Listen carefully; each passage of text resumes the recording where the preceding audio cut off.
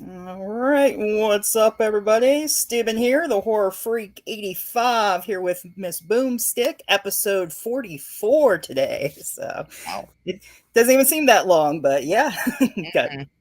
44th episode. Yep. In about probably 5 minutes or so, a little bit more. We'll have Lyndsey Craine and Stewart Spark joining us. Of course, the actress from Book of Monsters and the director, as well as the creature below. So we'll be talking to them about that and if they got anything planned out coming out soon or what they've been up to since. Um, so what's been going on since then? Not too How's your much. week We been? had snow a couple days ago. It wasn't a whole lot. I think it was almost 5 inches. Oh, more of those. What was it called? Those. What we were talking about with Jenna. No, no, that was a rare thing, but Oh, those are that's rare. not like the snow squall is not very common. No, But we snow did get, squalls. That's what it was. Snow squalls. yeah, but we did get a little bit of the lake effect. Normally we don't because we're not as close, but it had, for some reason, expanded to us. So, because we was only supposed to get a couple inches, but we got hit with a little bit of lake effect, so that's why we got 5 instead. Mm-mm. Yeah, well, still nice Florida weather. Luckily, no ice on the car this week, like a few weeks ago. So that's good.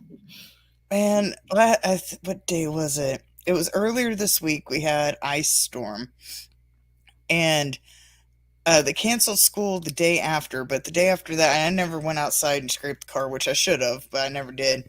So the next day, he had to go to school. It took me 40 minutes and two ice scrapers because I broke one to Hmm. get the car cleaned off to take my son to school. I was like, Jesus.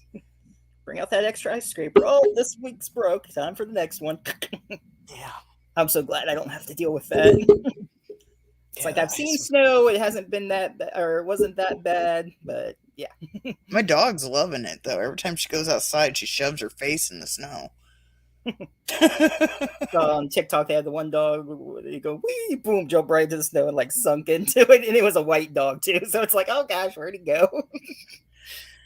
Yeah, if we had enough of that, normally we haven't had enough like fluffiness in when we had big enough amounts for her to sink in. But yeah, she'd probably totally do that. She's like 14% husky, so she's loving it. Hmm. It'd be fun a little bit. It's like, yeah, if I had some fur and nice and warm, yeah, sure, it'd be fun. Let's see. PVD horrors Yay! here. Finally caught one of your live chats again. Super excited. We're excited to have you. Yes. So Lindsay and Stewart will be joining us shortly. So welcome. So how'd you like Book of Monsters? I really like Book of Monsters. It's really enjoyable. I never even knew it existed until I watched it when we had Nicholas Vince on, Mhm. and that's the first time I ever watched it or heard of it. Oh, that's right. You And watched it when he was on. That was yeah, wonderful. but I rewatched it last night to refresh my memory. But yeah, I really do enjoy that movie. Yeah. It's really fun. Tons of practical effects. It's got everything gore, practical effects, comedy. Yeah, it's great. I absolutely love it. So, have you seen it, PVD horror? Or there's also The Creature Below was another one that Stuart Spark worked on. But they have some practical effects in that. Probably not as much comedy. Um, there's a little bit more CGI in that one, Yeah. but it's not awful. But I really like Book of Monsters better. Yeah. It's just more fun. It's more my type of movie. Yeah. I love the ones with the comedy, especially with Nicholas Vince, with him playing the dad. He's the most adorable dad ever, at least in that movie. And then he comes at the end, what the fuck? What the fuck? He's just like, can I talk to you in private? Because we get away from the friends. Let's see. I saw The Creature Below, but not the other one. The other Those guys guys have. have, yeah. Oh, there must be more people that run that account or Yeah, follow. there's a couple of them, I believe, a few of them. Yeah. I'm not familiar with them, so. I'll have to get more familiar with them. It is on Tubi, the Book of Monsters. So if you get a chance They later, both are. yeah, or you can pick up a copy from Dread Central as I whore it out for you guys. But that's what the Blu-ray looks like. It's I can talk. Dread Rewind. Dread Central presents, almost like Liar Liar, when he's like, the color of this pen is red. You can't say red. Number 13. It's got some commentary on it, cast commentary, opening the Book of Monsters, the making of the film, deleted and alternate scenes, gag reel, short films. Oh God, I would love to see the gag reel. So Oh my God. I'm gonna have to go back and watch that. I didn't watch any of the features. Shame on me. I should have watched them all prior to this, but man, yeah, I have to look for that now. I didn't know there was a gag reel. Oh my God, I could just imagine. Especially with the gnomes and the stripper. Like, I'm sure there's some stuff going on there. I don't know what that is. That might be a spam. Ooh, we got a spam troll. We've made it. Maybe. I'm not sure, unless it's a typo and that's supposed to mean something. I really don't know. I don't know either. Hopefully it's not anything spam. Otherwise, we're just going to get rid of you. But if you're here to be here, welcome. Verify that you are not a robot. Check the spot. I saw something funny before where it was like saying that you're not a robot, but it wasn't agreeing with it. It's like, no, I'm trying to do this as like, you are not human. And like, it was like fucking with them or whatever. And it had all these weird things like, how am I supposed to answer that? I don't know. Did you see that text that I posted earlier? I had some random person, because the person used to have my phone number, which I've had this new about number. the late. Oh, looks like they're here. Okay, so I'll tell it later. But yeah, you can tell us in just a minute there. Oh. Hello. Hello. We're gonna have to squinch in. Oh, yeah. We're like split. There we go. Hi. Now we see you. Welcome. Wait, how you guys doing? Wait. There That- we You go. could probably move Good, the thank you. boxes around, Stephen. That might help. At the bottom, it has like different. See if that helps any. Oh, there we go. that's a little bit, but Stephen's big. Make them big. That's right. I'm the giant that can smoosh you. Hold on, let me see. I'm just playing around with them here, so let's see what we got here. That's There better. There we go. There we go. good. That was great. Oh, you guys don't have to sit on top of each other. I was like, My powerful editing skills. There we go. Just like, click my button and done. I'm magic. I like it. I like it. Oh, yeah, we were talking a little bit about Book of Monsters, and just before you came on, and I was showing it off my copy here. Oh, sorry for the reflection, but yeah, the Dread Central one. So Awesome. Thank you. yeah, thank you. yeah, I still got to watch the gag reel. We were talking about, I'm like, oh, dang, I didn't watch the special features. Shame on me. I bet there was There's some great stuff in there. Some really good stuff. Yeah, there's some funny stuff. I'm sure there's some the even cast funnier was so stuff. funny. So Yeah. I'm sure some stuff that didn't even make it that you could probably tell us about too. Some other behind the scenes stuff going on. Definitely. So no matter the story, don't worry. It's not a PG setting. It's R-rated. Say whatever the fuck you want. Gore, whatever. Anything goes here. So anyway, welcome. Now that we've had our little fun here. So how you doing tonight? yeah, we're all good. Yeah, You're we're good, good, doing thank you. Yeah. How are you? Good day, good day. I rewatched, of course, Book of Monsters and Creature Below. So that was Nice. all. Oh, awesome, cool. So- Stephen, did you back the Kickstarter? I can't remember. Unfortunately, no, I missed it. I came across it after it had happened because I know you got to choose what monster you wanted in the movies. So Yeah, that was crazy. That was good fun. We're going to do another one soon. So nice. and let people vote as well. So I'll let you guys know when we're going to do that, and maybe we can chat about that at that point as well. That'd be cool. You're I'll definitely pimp that out for sure. Awesome. Yeah, I was going to ask later. I'm like, we need our sequel. Any plans? For that? So I guess that answered that question. Yeah. But yeah, I had gone back. I had seen it. I forget how I missed it, but I had seen like some of the different monsters and everything that were voted on. And so, who was it that came up with the monsters? I know you directed it. Who was it? A friend of yours that wrote it, or how did you get involved with that? Yeah, it was myself and Paul Butler. Paul and me had been making films together for years. He's like my best friend as well. And we always wanted to, we made Creature Below, which was like a more serious Lovecraftian horror. Might be unintentionally funny in some places due to the effects, but you know, that's the nature of low budget films. And then Book of Monsters, we wanted to make something that really homaged the films that inspired us, like Evil Dead 2 and like even modern stuff like Shaun of the Dead that's really funny. So we came up with the idea of doing the monsters, and we had very basic ideas of like, okay, we want like a slasher monster, we want to have like a beast werewolf type monster, and we've got to have like critters / gremlins, you know, like Krite type monsters in there, because these are all like 80s classic stuff. So we got a concept artist called Abigail Harding, who's amazing. Like, check her out on Instagram. She does loads of comic book work. And we said, look, design some cool stuff. Give us like 16 designs, and then we'll let the audience vote on which ones go in the film.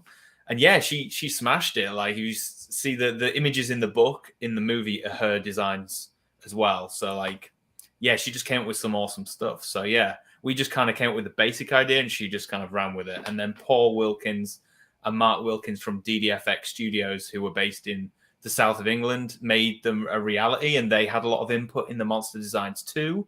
So they were like, oh, but what if it does this? And how is it going to do this on screen? Is it going to have teeth? Is it going to have claws? So yeah, it's a real collaborative effort. No one person kind of came up with anything really. And that's the whole thing about Book of Monsters, is it was all a collaboration. Because at the end of the day, yeah, you can't make a movie if it's just one person. It's, you know, every single department, and everyone had an input on the film and the audience, which was really cool. So yeah. What gave you guys the idea to have the little worms take over the gnomes? that was Abigail's idea, because we said, oh, we need some, like, she drew 6 designs for each monster. I know it might have been 3 designs for each monster. 3 for 6 monsters. And one of them was some worms that were kind of like goo, and they could imitate anything. And the others were the gnomes. And we were like, well, they're both really cool. So what if the monster is a worm that chooses its form and then becomes that form? And we were like, then we get to have both. That was basically it, yeah.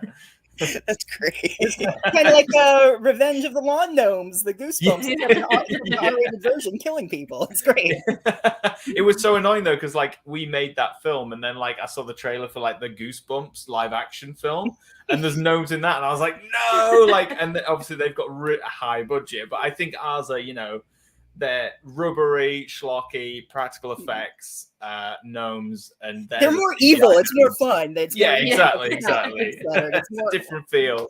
A hardcore horror gnome instead of the family, if that makes sense. There will be no dildos attacking the Goosebumps ones. Yeah, I can't imagine Jack Black running at the monsters with a dildo. Well, I mean, you know, Tenacious D, right? That he does his songs and stuff. Well, yeah, actually, yeah, I can imagine this happening, just not in the Goosebumps film. Okay, it's like, you know, cock push-ups. Yes.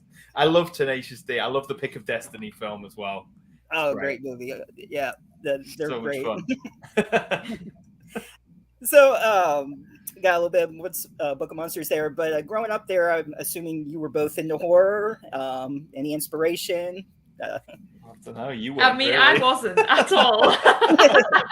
just everything scared me. Like I just couldn't watch horror movies. I remember going to see The Grudge with one of my friends, and I just stared at the floor for like 2 hours. I just paid like £10 to get in the cinema to just look down.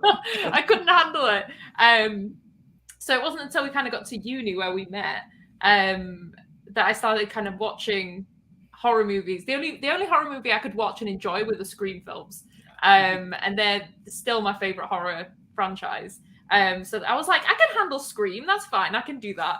But any other horror film, I was like, no, I can't do it. But since because we got together in college, and then we've been together for like 10 years, we got married, and over that time, I slowly managed to get her to watch more and more horror movies. Everything. It's like, should we watch a film? I'm like, is it going to be a horror film by any chance? It's just constant horror film. So yeah, over the past 10 years that we've been together, I've watched a lot more horror. So I am more into horror films now, and obviously having been in them, that helps as well. But I still get scared of everything, so it's not. But yeah, I didn't come from a horror background, shall we say, but I've been introduced to horror by this one. So yeah, and I'm the opposite because I love horror stuff. Love sci-fi and horror, like my main thing. So like I'm a big nerd. Love Star Trek, Star Wars. Dragged her to like Star Wars Celebration. Dragged her to horror conventions. Like as soon we went to Orlando, Florida for Disney World. We also went to HorrorCon while we were there because we had to. We've done lots of fun stuff together. But yeah, like I just love old school 90s and 80s stuff, I suppose, because I grew up in the 90s more than anything. So anything from Evil Dead 2, Event Horizon, John Carpenter's In the Mouth of Madness. Yes. Those kind of films that are, I suppose, less mainstream than the others, but I just love the weirder ones that you can find out there. Yeah, and obviously you can tell by the name I've chosen that I'm an Evil Dead fan. Yes, I love it. I love it. Steve's mom said my first real horror movie I saw when I was 17. I think I was probably about that age as well. I know I was a teenager when I discovered it because I wasn't allowed to watch them when I was younger. So. Yeah, it was one of those things where like you ask your parents like, can I watch this? And they're like, maybe. But back then, like you didn't have the internet, so all they had to go off was like a TV guide, tiny listing in the newspaper that said it's a film about Ripley returns to LV-426 to fight the aliens, and they don't know that it's got things bursting out of people's chests. So I just ended up watching that when I was like 10. Yeah. And I remember I had nightmares about xenomorphs for like a good 5 years, and gremlins as well. I wanted to see that so bad when I was at the theater, but my mom wouldn't let me go. And I forget how old I was because I don't remember what year it came out, but I know I was little. I wanted to see it so bad, but I couldn't see it till I was probably at least a teenager. Yeah. You think that and Aliens would be switched around because Gremlins compared to Aliens is. I mean, yeah, you think like Gremlins is like a comedy, and like especially Gremlins 2, really is a spoof of sequels. But like honestly, that gargoyle gremlin and the spider gremlin that comes out of the lab, I would check under my bed for that for years because it's just terrifying me. But now I think because I had that experience when I was younger, I find it so hard to find a horror movie that genuinely creeps me out or scares me. I just kind of sit there and I'm like, this is boring. And Lyndsey's like, I'm like, I really that way too, but I found this one that's I can't remember. It's foreign. I can't remember where it comes from off the top of my head, but it's on Shudder. I don't know if you can find it anywhere else, but it's called Terrified. Not Terrifier with the clown. Oh, it's called Terrified. I've heard it's good. Yeah, oh my God. I watched it during the day, and I legit, because my husband doesn't like horror movies, so I usually had to watch when he was at work. I legit had to shut it off, take a break, and then come back and rewatch it because I got so creeped out. But yeah, it's a really creepy movie that I haven't been scared for a movie for a while, but that one really kind of got under my skin a little bit. We'll have to check that one out. Yeah, it is hard for anything to scare me either. It's like, okay, yes. Yeah, it's like a haunting type movie, but yeah, definitely. I love it. You have to watch subtitles. It's not dubbed, but I love that stuff. I mean, we watched because Train to Busan was I suppose it wasn't that recent, but absolutely love non-English horror movies. I find like are far more intense, often much funnier because they can like use comedy in a completely different way. But Train to Busan was amazing, wasn't it? Yeah, and then that was scary. On a completely off-topic thing, we just finally watched Malignant the other night, and that's like weirdly enough one of my ideal horror movies because I've heard such mixed things about it, but I was like, this is fucking mental. Yes. What the hell is the concept of the movie? I was just like, this is brilliant. I love it. I'm in. I know, I really enjoyed it too, especially I think James Wan, if I remember correctly, did that. It's like as soon as I seen his name on, I was like, this is gonna be good. He's like brilliant. Yeah. So I saw that and I was like, I enjoyed it. I don't understand why it gets so much hate. Maybe because it's kind of cheesy. It's really cheesy and it's really pulp. It's like it is like almost like a kid coming up with a stupid horror story. Oh, and then there's a thing on the back of her head and she walks backwards. And I was just like, this is great because it's so crazy and so cheesy. I've seen a lot of people calling it Basket Case 2.0. Yeah, it is kind of like that. Or is it Brain Damage where he's got that little thing on his shoulder? That type of thing. But I love that. It's great.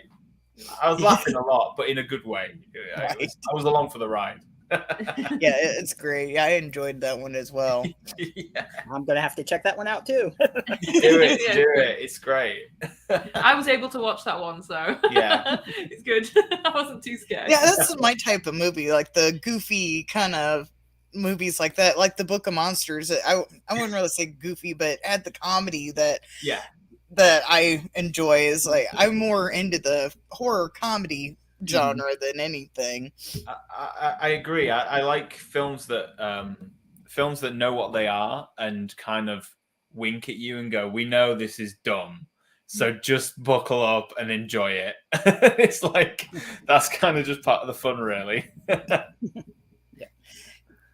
If we make another one, you gotta keep it in the same like level of like comedy wise. Well, yeah, I mean that's kind of, it was weird when we started making Book of Monsters.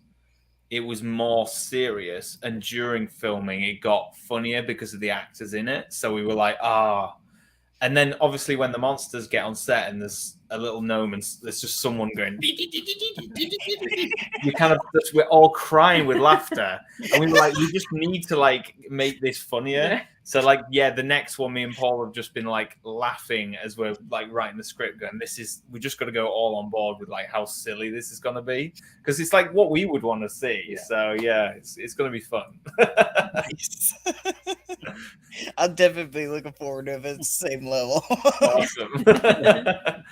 It's almost got like a continuation, sort of like Stan versus Evil, like a family member taking on the role of hunting. So that should be interesting to see the rest of the monsters. Really looking forward to that. Yeah, it'd be fun. I mean, we weirdly enough, we're not doing like it's not really like a direct sequel. It's more like a spiritual sequel. So like Lyndsey, for example, won't be playing Sophie. She'll be playing a new character. And it is a different story, but a lot of the same cast will appear in different roles. We're kind of doing like American Horror Story does it. So it's the same type of humor, same type of feel and vibe, but with a different cast of characters.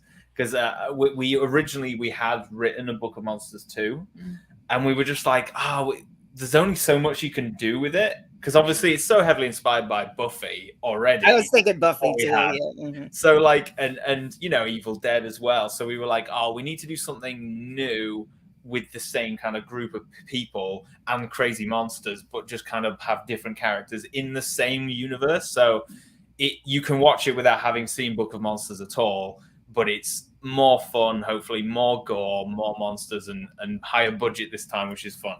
So we can do more cool stuff with it.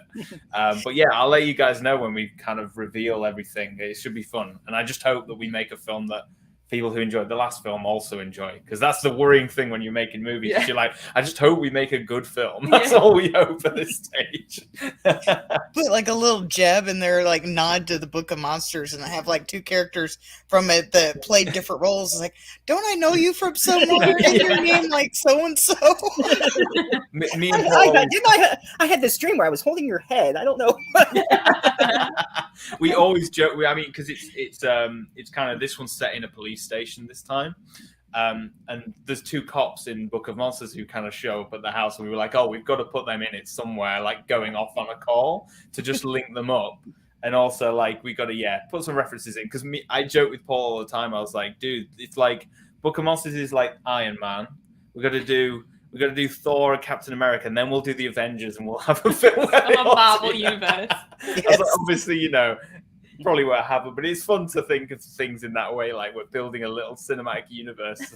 That would be great. The horror genre needs something like that, because they've tried before, but it's not really like caught on. But have like a whole little like monster universe thing. Yeah, because it's like I was really intrigued when Universal were going to do that dark universe, and they were going to have like, was it Benicio del Toro was involved, and he did the Wolfman originally, didn't he? And then they did the Dracula film, and Tom Cruise did the Mummy one, which unfortunately didn't hold a candle to the Brendan Fraser one, because the Brendan Fraser Mummy 1999 is one of my favorite movies of all time, just because it's so much fun.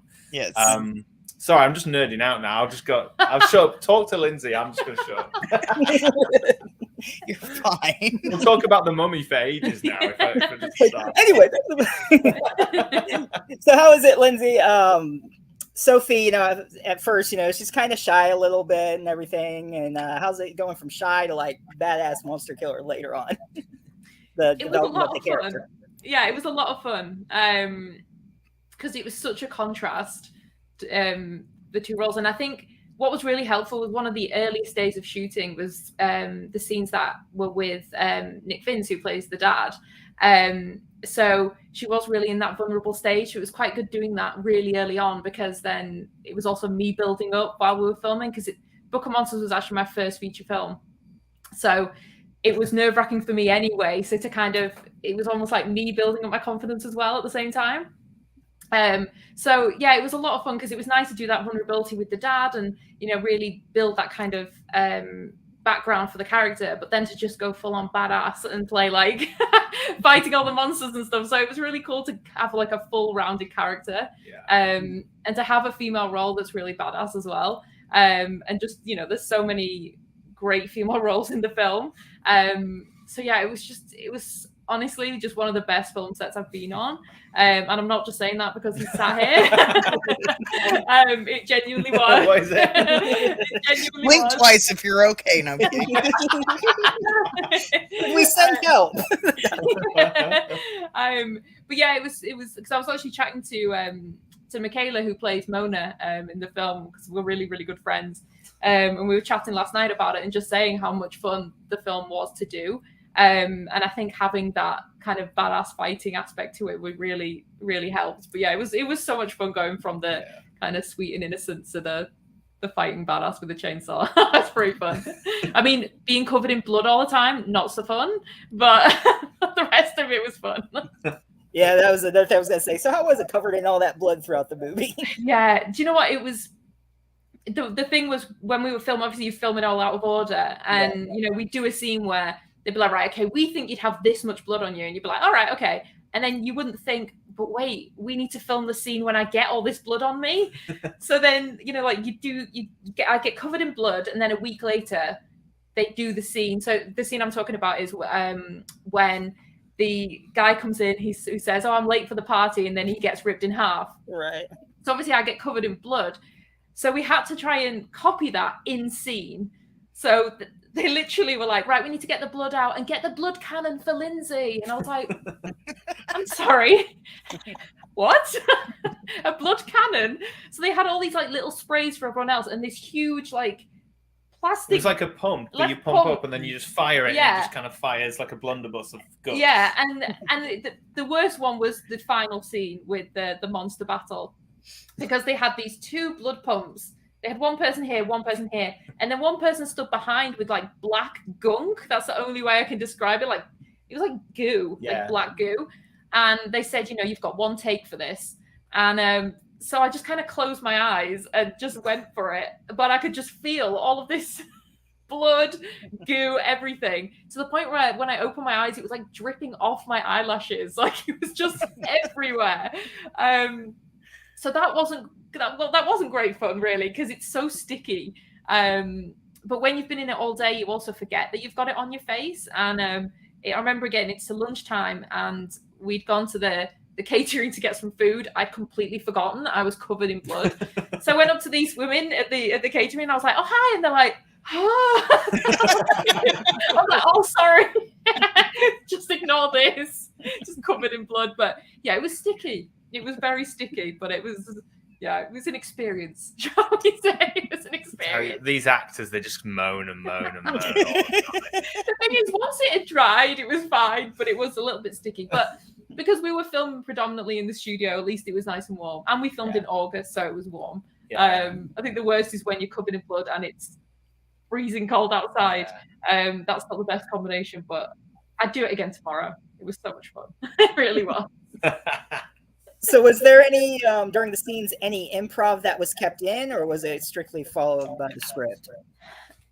I'm trying to remember back now. I don't think I had much improv for my character. I don't think because my character had kind of a journey written into the script. I think I kept quite close to what had been written out. So I don't think I had a lot of improv for my character. But I know obviously there was improv for a lot of the other characters who were the more comedic characters. I think Sophie is the more grounded character in the film. So I don't think there was that much room for improv. But I think if I'd had an idea and I'd mentioned it to you or to Paul, like they would have, you'd have agreed and gone with it and allowed me to kind of explore the character more. But I don't think I had any kind of improv. No, scenes. You were really good because, and this is not to say that people who do improv aren't really good, but I'm just saying that what you're really good at is like you just follow the script exactly, like always hit your mark and like deliver what we need. Because obviously, as Lyndsey was saying, like Sophie's performance has to be a specific way to hit the emotional beats. But then you had people like Aaron Dennis who played Carl the stripper, and then we had people like Julian who played Bryce, who was the head bitch, his boyfriend, who gets his fingers cut off in the door. And yeah, he has a horrible tie, gets his head kind of ripped off and thrown around. That was great fun. But he is, he does like improv in the States already. So he was like really good. And he was like, I just let the camera roll and he'd be like, hey guys, what are you doing tonight? Hey, he was so babe. funny. Like it was so funny. And like we kept a lot of that in the script, in the film anyway. And then Aaron, who played the strippogram as well, he's just hilarious anyway. And like he can do a lot of, it's worth following his like TikTok account because he just comes up with some funny shit every day. He's great. Hilarious. One of the difficult scenes for that was when his character's first introduced and he does the strip dance scene. Because filming that, it was completely silent because obviously there can't be any music on for sound purposes. So I'm sat there watching him do this striptease in front of me in complete silence. I'm dying to laugh, but then thinking, I don't want him to have to do this again. So I'm like sat there trying not to laugh while he's doing this full routine that he'd worked out. That was pretty difficult to do, but he's so funny. He really is. It was just a lot of hilarious people on the set. A lot of really funny people. It is a challenge with the working with no music. I experienced that in Never Back Down, the club scene. And it's like, okay, this is so weird. Without music, what am I supposed to do here? I don't know. But it's bizarre. One of the other scenes as well was the scene when Sophie finds the recording that the mum's done for her from when she was a baby, and before she was born, actually. And obviously, the actress is Sam, who plays the mum. She didn't read that out. This one read it out for me during the scene. So trying to imagine Sam reading that out, but actually hearing you read that out. Yes. That was quite a funny thing to do. Yeah, especially because it was my darling daughter. Yeah, exactly. Because it was really emotional crying scene. Trying to put yourself in that place. And I'm just there going, dear daughter, when you are born, I will be very, very sad and proud of you. Trying to deal with that. But I think the hardest one was the stripper scene, just with the silence. But saying that, with all the scenes with all the monsters, when the monsters came in, a lot of the time the monsters for us weren't there. So again, like when it was like my close-up, you were like, okay, there's a monster here, then someone's getting ripped in half here, then someone's like their head's being stomped on over here, so just react to that and go. When you're like, what? So that was a lot of fun to do, to try and imagine exactly what's going on and to kind of hit the right points. I mean, that must have been fun for you to do in editing, but to try and in your head work out, right, okay, where can I run to, where's the monster going to be, where are the other characters going to be? So that was fun to do as well. But it was tricky because you have to think constantly. You can't be bumping into people who aren't there. If that makes sense. Yeah. I thought probably prior, but I'm sure in its entirety, PVD Horror says that's an awesome story. So he's enjoyed both those stories. I think he meant the prior story, but all in all, long story. It's awesome. Yeah, we love hearing about the behind the scenes and all the different shenanigans that's happened. I love that too. Like I always watch the bonus features of like as soon as we finished watching *Malignant*, I was like, I need to watch the behind the scenes to know how they did that. Yeah. Is it practical effects stuff? So interesting. It's just great. Yeah. It's a lot of fun. So, which was your favorite monster to work with? Oh, probably the final monster, the spidery style one. Yeah, I the think. shapeshifter. Yeah, the shapeshifting one. Yeah, purely because that's when you have like the big battle, and that was a lot of fun to do with the chainsaw. And Dan, who plays Gary, like helped me work out like how to handle the chainsaw, and you know that was a lot of fun to do because that was the most kind of action for that Sophie had. Yeah. But I think also the creepiest one I think is the I've forgotten all the monsters' names. The one with the mask. The plague doctor one. Yeah, that one. Yeah. With the knives. Yeah. Is it the knives? It's like it's like sides. That's it. Yeah. That one was great because there was Sophie, Mona, and Beth fighting that one in the woods. Yeah, that was good. So that was a lot of fun to do. To kind of fight with the two other girls, and poor Gary is like just on the floor, like all the blood's like falling on him. Didn't you leave him? Yeah, we all fall in. It's like, oh, we're gonna go through this. Like, bye, Gary. It's like they didn't even remember his name. What was it they were calling him? Like different names. Thanks, Gavin. Actually, it's Gary. Never mind. But I think those two were probably two of the best ones that I worked with. But it was, to be honest, it was so cool to work with all of them. I think the other one, I didn't get to work with the gnomes, so I didn't have experience of working with those. And the other one I worked with was the first big monster that came in. The Beast. The Beast. Yeah. I really should remember all these names. But that was I think I just had the three, right? I think there was just the three that I worked with. Yeah. No, I didn't. I had the djinn. The djinn. Which wasn't really a monster. It was like possessing people. Yeah, but again, that one was really, because that scene as a whole was quite we did that almost in one take. And that's the scene that was supposed to be 15 pages long in the script and got cut down to 1 because we ran out of time. So like we originally had a John Carpenter's The Thing blood test scene where they didn't know who it was. And they all had to like line up and they all had to ask questions to each other. And they realized the only way they could figure out who it was to deprive the host of oxygen. So they had to suffocate each other. And it was going to be like their friends trying to like strangle each other to figure out who it was. And then we hit like a few snags that day. And I was like, right, we've got an hour. What can we do? Right. It's going to fly around there. You kick her in the stomach and then you punch her in the face. That's what we had to do. So that's just filmmaking. But it was like, but it worked. Like, I think it still worked. Yeah, like cutting from 15 pages down to 1, you think, how are you going to do that? But it did work. And as I said, we did just have to film it in kind of one take. Yeah. I think Hamish, who was the DOP, did a fantastic job with that scene because it's quite chaotic, but it just works.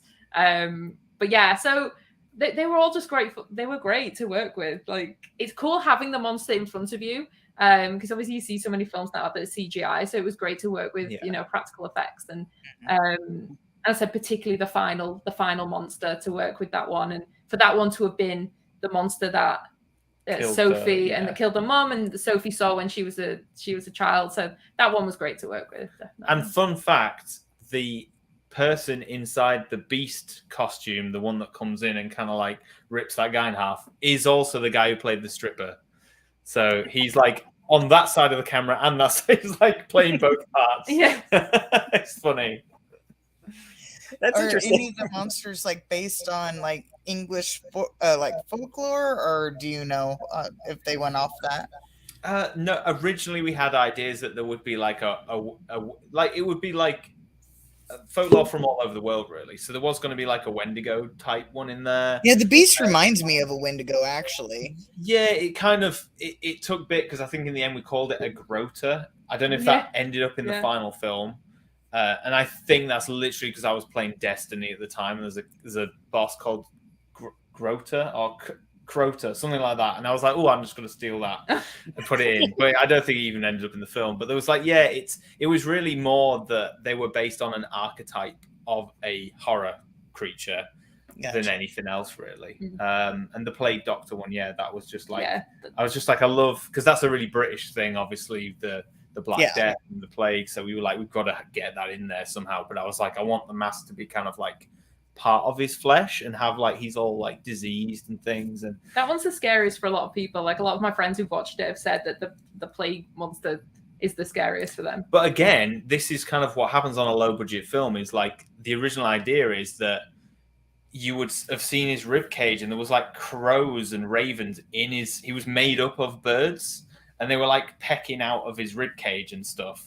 And Paul, who did the monster designs, did build that. It's just we just ran out of time to do any of that stuff. So you have to you have these great ideas, and you're like, okay, what's a tenth of that? Yeah. And that's what we can actually film. They can always bring it back to life and like do it again.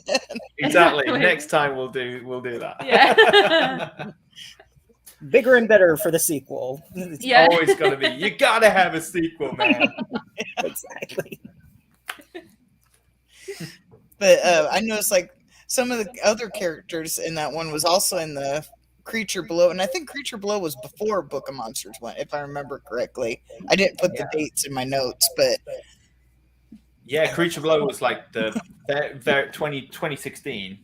It came out, and that was Anna Dawson, who plays Arya, the main antagonist to you in Book of Monsters. She was the lead in that, and then Michaela was in it. Dan, who plays Gary, was in it as well. Loads of people in that, and that was our first one, and that was like super low budget. Me and Paul just kind of like save money up from our day job, and we're like, okay, this is how much we've got, let's make it. And again, luckily we just found loads of cool people who were like, yeah, I want to make a film. And that's how all independent films happen, really. You just like, do you want to make it? Do you want to do the props? Do you want to do this? Got some really cool people. We made that like locally. We got some cool locations because there's like a museum ship like down the road from us. So we got that. Jeff Blythe, who's a really cool guy in America who has kind of been a mentor to us. He used to work for Disney. He's like directed like a Disney film and like a Disney theme park rides at Disney World. And I found him on YouTube. I was like, can you do some visual effects for us, please? And he was like, okay, yeah. And he kind of helped us out. And it was good fun. But we like to work with the same people, because when you work with good people who you have fun with and who are great and they're reliable as well, and who like understand what a low budget film is, because that's another thing, is you need people who are kind of willing to chip in. And on our sets, like, you know, I will help carry all the stuff. I will help any department out. And that's the kind of mentality we want, really. And everyone we bring back is of that mindset. And people who aren't like that, who are like, oh, no, this is my job, I don't do that, we don't work with them again. So that's how you do it. Were any of those people, like, I know you guys done a lot of shorts with any of them, and I couldn't find them to watch them anywhere, so I don't know. You were in a short film called Rats about some killer rats that at your house. That was a fun one. And then there was Dan, who plays Gary in Book of Monsters. We've worked with him on like everything. So like he's done like a Viking short film with us. Because luckily we live in York, which is Jorvik. It used to be Jorvik, which is kind of the Viking capital of England. So there's like a cool Viking village near us, which is like a set you can go in, and there's reenactors and costumes. So we did a cool film with him. We worked with a lot of people before. And Lyndsey, who plays Beth, who's kind of the goth girl in Book of Monsters, she auditioned for Michaela's role in Creature Below.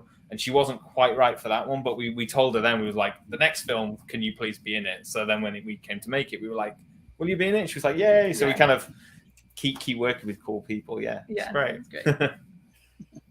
What would you say was the biggest challenge between directing the two films? Was one more challenging than the other? Creature Below was like 6 or 7 of us in 2 cars going from location to location quite locally, getting the camera out the car, the tripod, filming it, and having like 2 actors having a conversation, or Olive in the basement, which happened to be an office we were renting in York, like down the road, 50 minutes walk from where we lived. So we were like, let's go make the film, walk down the road, made the film, came home. So that was really nice, because, you know, you think about all the things that come with making a movie, like, okay, how are we going to feed people? And it was like, I will just make some sandwiches and take them. That was easy. And then Book of Monsters, we need to have like a massive cast, monsters, extras to die in the party scenes. We needed it to be set outdoors and in a woodland big house. We had to build sets for that one, because if you ask someone, can we film in your house, and say you're going to spray the walls with blood, they normally don't like that. So we just built that as well. So I think it's scale. It's just it's managing your personal time is the biggest challenge, especially if you're an indie producer. So like I did the producing with a few other people and directed and the editing and kind of a bit of assistant directing. So you kind of just have to take on more roles. And yeah, I suppose it's just seeing how much of that you can manage mentally is a key thing, because films are really stressful. And if you can do with the first one, you can do loads more. It's getting the first one done is the challenge, and just slowly taking them bigger steps up. So hopefully, again, the next one will be even bigger in scale, and it'll have more stresses and more challenges. But it's every day's a school day. You learn so much, and we're still learning every day. And that's why I watch films all the time. I'm like learning what's behind the scenes and things. So, yeah. And you were saying about the sets was really cool, because the way they were all built, you actually felt like you were in a house because you were on set for so long. Yeah. It kind of, everything was attached. So you had like the hallway, and Sophie's bedroom was here, and the lounge was here, the kitchen was here, and it just all worked really well. But it was amazing getting on set and seeing all of that being built. It was really impressive seeing all that. Yeah. Being able to interact with the set was great. Shooting in a studio, I'd recommend that for anybody. Yeah. It's so much easier. You don't have to deal with weather and God knows what else. Yeah, exactly. Yeah, 100%. Weather, cars, airplanes, anything, like you don't need it. Yeah. Oh, airplane flying by again. Okay. Yeah, exactly. PBD Horror wanted to know: is there a way, somewhere he can find that rat film? Is it on your YouTube channel or anything? Or so we made that. If you go on darkrifthorror.com and you just sign up to our newsletter, which is obviously free, you'll get emailed a link to what we call the Dark Rift Vault, which is essentially a place, hidden password protected page on our website where we've got commentaries for our movies, feature length making of documentaries for our movies, all our old shorts, loads of bonus stuff, just to kind of as a thank you for like following us, basically. So the Rats is on there, and it's kind of, that's a full-on B-movie VHS style horror about a girl who has a rat infestation in her house. And that was kind of the first creature feature we did, and that's when we were like, oh my god, we need to make more. We need to do this, yeah. Stuff like that. So yeah, please subscribe to our newsletter, darkrifthorror.com. The pop-up will come up, and it's free, and we'll just keep you up to date on what we're doing, and you'll get access to loads of free stuff. Save us. I'm trying to look up the thing so I can link it. Yeah, darkrifthorror.com. all right. So yeah, I don't know why I haven't checked that out yet or not. I'll get that myself for sure. Yeah, nice one. Yeah, I think you can see the shirt behind us. We used to be called Dark Rift Films, but we rebranded as Dark Rift Horror because well, we haven't really announced it yet, but we're also making video games too, tie-in video games for our next film. So we were like, we can't just be called films anymore. We need to be horror. So there's going to be a lot of cool stuff coming out. It's the problem is obviously with COVID and everything just stopped. So it was like, okay, we made a movie, and it's weird to think, but Book of Monsters is 2018. So that's like a lifetime ago now. Yeah. But actually, we've been working really hard since. It's just, we can't really do anything until now this year. Yeah. So that's my excuse for forgetting all of the monsters' names. I'm like, it's been 4 years. I can't remember any of them. I did say, speaking of video games, I know, Lyndsey, I saw you play on Twitch. I haven't watched me on, but I did catch a little bit of the Fathom of Fear, that's right, yeah, or whatever. I was watching the replay of that just to get a little idea of that, so that's pretty fun. So yeah, we started doing that in just at the start of the year. This year, we thought this will be fun. Like, we'll just go on Twitch and get me to play horror games, because as I mentioned at the beginning, I'm scared of everything. So. And I'm really bad at horror. I'm really bad at playing games. So we were like, this will be a good combination, surely. So it's just me, like, being terrified and equally shit at horror games. So it's a lot of fun. It's a lot of fun. And she's so easily scared by everything. So like, she's in there in the headphones, and there's just like creepy stuff going on. So I was just like, okay, you're gonna play Resident Evil. You're gonna play this. You're gonna play that. So there was one time where I was I don't know what I was doing, but I'm really like intense in the game, and there's like a really tense scene, and this one walks into the room, and honestly, I was so scared because I didn't realize he was there. But yeah, anything that's jumpy in the game, I can't handle it. I just can't handle it. Or the screams that were sent to you in the message. That was pretty funny. One of the That's terrifying. Yeah. When they play the scream sounds, I'm like, yeah. No. If anyone's unfamiliar with Twitch, you can basically, if you follow a channel for a while, you kind of get points by just watching, and then you can spend those points on like making a horrible jump scare noise appear in Lyndsey's headphones, and it works every single time.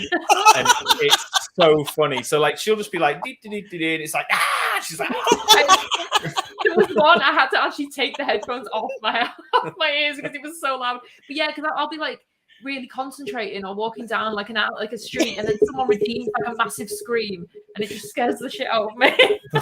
But part of the reason why we're doing the live streams now is when we do the next film, we want a live stream from set so that anyone who's interested in checking out the movie while it's being made can be there with us, with Lyndsey as kind of a host, which we think is really exciting as well. So like the plan is when we're potentially going to do another Kickstarter, is that one of the perks for anyone who backs it, you will get access to the live stream. So like while Lyndsey's chainsawing monsters up, you know, you can be watching that, and then we'll kind of have a roving camera taking you behind the scenes, meeting all the actors, and we'll have someone like answering questions. So we're going to kind of have the Twitch stream will become Lyndsey playing games and Lyndsey on set killing monsters in the film as well. So it should be really fun, actually.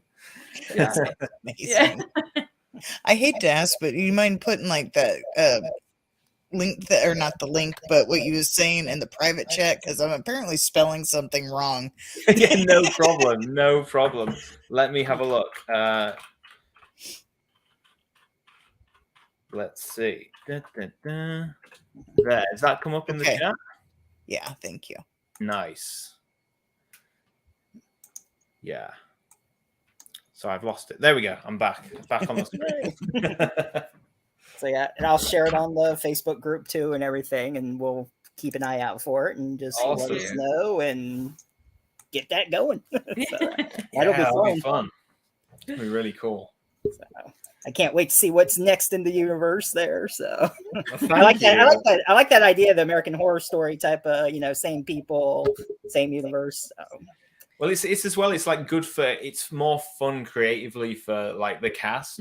Because, like, obviously, it's great to play a fun character, but like, you want to play different stuff, don't you? So and I think that's why all the actors like Sarah Paulson and people come back to American Horror Story, because it's like, oh yeah, like Sarah Paulson, you're going to play like a crazy crackhead called Karen who lives on a beach this season, and she's like, I'm fucking in, like, let's do it. a witch to a crackhead, whatever. It's a whole range of characters that makes it more fun because you get to portray different characters. So. Well, we were talking to Nick Vince because obviously, like, I mean, I watched your interview with him, which is fantastic, and like, he's again, as you know, he's like one of the nicest guys we know, and like we were like, okay, Nick, you've played these like horrible characters behind makeup, and you play like a lovely, kind dad who's kind of got an alcohol problem.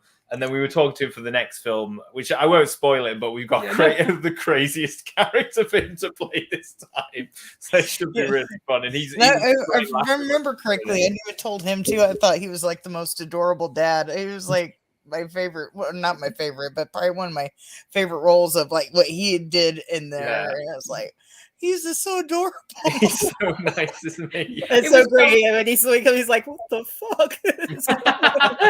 It was so funny because randomly when we were shooting the Kickstarter video, which I don't know if you saw that, but we kind of did like a teaser for the movie that was like, it's Sophie's birthday, but this time something went wrong type of thing.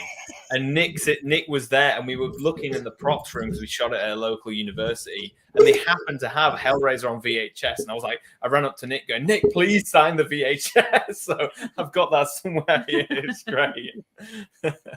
How did you? When we did the scene where he set up the little birthday party, and like we come home from school, and he's like, you can hear the little happy birthday theme tune in the background. So I feel so bad for him because he's like, it's tragic. Yeah, it's like set up for like a little 12 or 13-year-old. The thing is, though, there's like a big cake there and loads of snacks. in reality, I'd love that. Yeah. Like, it's a great party. Yeah, you I'll would take have the loved cake, that. thank I you. love that. Oh, when did you meet Nicholas? How did he get involved? How long have you known him? We knew him from one of the big festivals over here, film festivals, Fright Fest. So we always go to that in London every year, and that's where we've been lucky enough to have like our world premiere for both films there. And Nick obviously is a local celebrity there, being a Hellraiser. And he used to do a show called The Chattering Hour with Nicholas Vince, and I know he has a new kind of version of that show now. But he interviewed a lot of the people who had films at Fright Fest. He happened to interview us. We got along really well, and we were like, Nick, we need to have you in our next film, whatever it is. We need to have you in it. And then when he came to Fright Fest for the premiere of The Creature Below, Paul, who's my collaborator, business partner on it, who wrote Book of Monsters, he was like, his brother had made some Creature Below t-shirts kind of like this and said, Nick, wear this. And Nick came along to the screening with our movie's t-shirt on, and we were like, oh my God. And then, we just kept chatting, and we were like, will you be in this film? And he was like, yeah, it sounds great fun. So it's, and as you know, it turns out he's like the nicest person on the face of the earth. So you can just have conversations with him, and collaboration as well. He's great. So we hang out with him quite a lot when we go down to Fright Fest, and it's just a joy to be around. So I'll very hope he'll be involved in everything we do next time. Yeah. So Lyndsey, since you've done some acting, do you plan on doing any writing or directing yourself, or just stick with the acting? I've not really thought about it. I'll probably just stick with the acting. I mean, I think it'd be, watching you direct, and it's kind of inspiring watching him do what he does because he's so good at it. But it's true. He's got like, I've not seen anyone who's got more of a work ethic than this guy, because it's just honestly the amount of work that he puts into each of the films it's unbelievable. So no, I haven't really thought about kind of doing any writing or directing myself. I said, because I'm still quite new to acting as well. I'm just really enjoying exploring it and working on different films, and but who knows, in the future I might get a little, say to him, hey, can I have a go? can I do some directing? Move out of the director's chair, this is my movie. My turn now. So maybe one day. I'll be like, hell no. Back away. Get like the megaphone. I need to get a megaphone. That's what I need. Yeah. You don't have a megaphone? I just found the other day, it's not a megaphone, but one of those clamp things, those movie things. I found it at a dollar store, and I picked it up. My son's like, what do you want that for? I was like, oh, because I got green screen. I've tried to make a little few things, and it's like, something like that, but it's like a chalkboard one, and it's like, I could use this for something. Yeah, you gotta have one. It's just cool to have one. It's cool to have it. You can even. I've seen people use it in their kitchen for just like what we're having for dinner tonight, and they've got it on the clapperboard. Yeah, it's great. We all had to go on set as well. We were like, oh, can I have a go? Can I do the clapperboard? I just want to clean up at one time. This is the actual one that has. I got everyone to sign it at the end, which is really cool. Nice. So it's good. This is my prized possession now. I say it says Dread on there too. Nice. Yeah, they sent Dread have been great because obviously they did the distribution, but they sent me like some stickers, a weird like candy corn candle, and they sent me like a copy of every film that they put out at that point. Yeah. So that was really cool. Yeah. So I'm assuming they'll probably be doing the next one too. You're going to try with them? Or... to be honest, we haven't even discussed it yet. So who knows? Who knows? They were great to work with. And like, again, through them, because they were the sales agent worldwide, we worked with loads of great distributors internationally. And Book of Monsters, thankfully, I've got like a little shelf over there. Like it's got a physical piece in like loads of different countries with loads of cool different cover art and stuff. And you've got to you got dubbed in German for the German release, which was really cool. So yeah, who knows? That's the other side of filmmaking that is kind of the less glamorous side, is you make the film and then you've got to find who you're going to kind of partner with to release it because you want the best release. And some people like Dread, they're really good with physical media. Some companies don't care about physical media. which I think is wrong for horror, because it's like that is your main fan base right there. They want the collector's edition Blu-rays. I want the slipcover. It's like, come on. Yeah, I think horror fans out of any other genre are more of the physical, copy holders. 100%. Yeah, and we all wear the t-shirts of the movies as well. It's like I was talking to someone about this the other day, and I was like, horror is the equivalent of the sports fan of the film world. Like, you sit shouting at the TV, wearing the t-shirt, screaming at the people on the screen, go, what the fuck are you doing to go the other way? Like, that's the same as if you're watching football. It's like watching a horror movie. Yeah, I'm like, I watch baseball and I get really into it, and so I know. Well, like in Book of Monsters, the German, I think she was German, right? The exchange student. Yeah. How she was saying how she had the car there, and she's like, okay, good. Now we'll see. She's like, why isn't she? I have a car. Go this way. That was a fun scene to do. That was a cold scene to do, but yeah, that was really good. Yeah, there were some cold days. I saw that there was a show. I think it was a movie that's based off. Under my understanding, I could be totally wrong on this, but it was like a movie that's based on like a British TV series, the Zombie Zomblogalypse. Yeah, thank you. I was trying to. Yeah, it's a weird title. Put a typo in there. Yeah, that was. We shot that in 2018. I think. Yeah, so just after Book of Monsters, wasn't it? Yeah. So yeah, again, it was filmed in York. So yeah, it was based off of a web series that they filmed a few years prior, wasn't it? It's been about 10 years, hasn't it? It's a really good web series, worth checking out. Yeah, definitely. Do have a look, because there's about 4 seasons online. Yeah, and it is absolutely hilarious. If you like Edgar Wright's style, like Shaun of the Dead, Hot Fuzz, that kind of humor, but with zombies, it's brilliant. Yeah, so hopefully that should come out this year. Again, I think with COVID, obviously, it's just kind of pushed everything back, but I play a very different character in that to what I do in Book of Monsters. Very different. So yeah, they were a great bunch to work with. And I think that's what's great. York is an extremely small city, but there's such a tight film community in York. And there's a lot of filmmakers in York, actually. So yeah, that was, again, a lot of fun to work on. Very silly, like kind of similar comedy tone to Book of Monsters. It's very similar to Book of Monsters. But yeah, it was, hopefully it should be out this year. Hopefully. Oh, nice. Would it be on the same? Because I've seen there was a YouTube channel with the web series. Would that movie be released to that or something different? No, I think they're looking for, they got digital release coming up and a physical release coming up. So I'm sure there's going to be an announcement soon on that. Yeah, it's really good. So that I didn't realize that there was a connection between the web series. Well, I know you guys said it was kind of like related, but I didn't know if I was like, do I need to watch the web series to understand the movie? So I didn't end up watching it, but it has some. I know there's another zombie British thing. I think I only had one series that was on Hulu. It was called Zomboat. I never saw that. No, I heard. I thought it was hilarious, but after like one season. Oh, that's sad though when shows get cancelled like that. I mean, Zomblog, it's 4-season web series, but the film is almost like a reimagining of those events. You don't need to have seen the web series. Yeah. Okay. Because the web series they made for no money at all.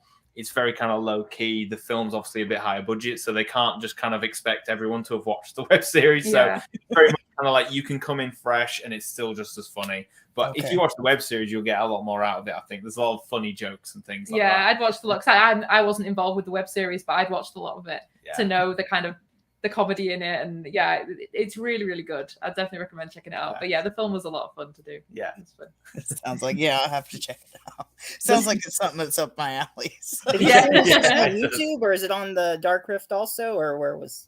So the Zomblogalypse, that'll be on YouTube. The web series will be on their own page on YouTube.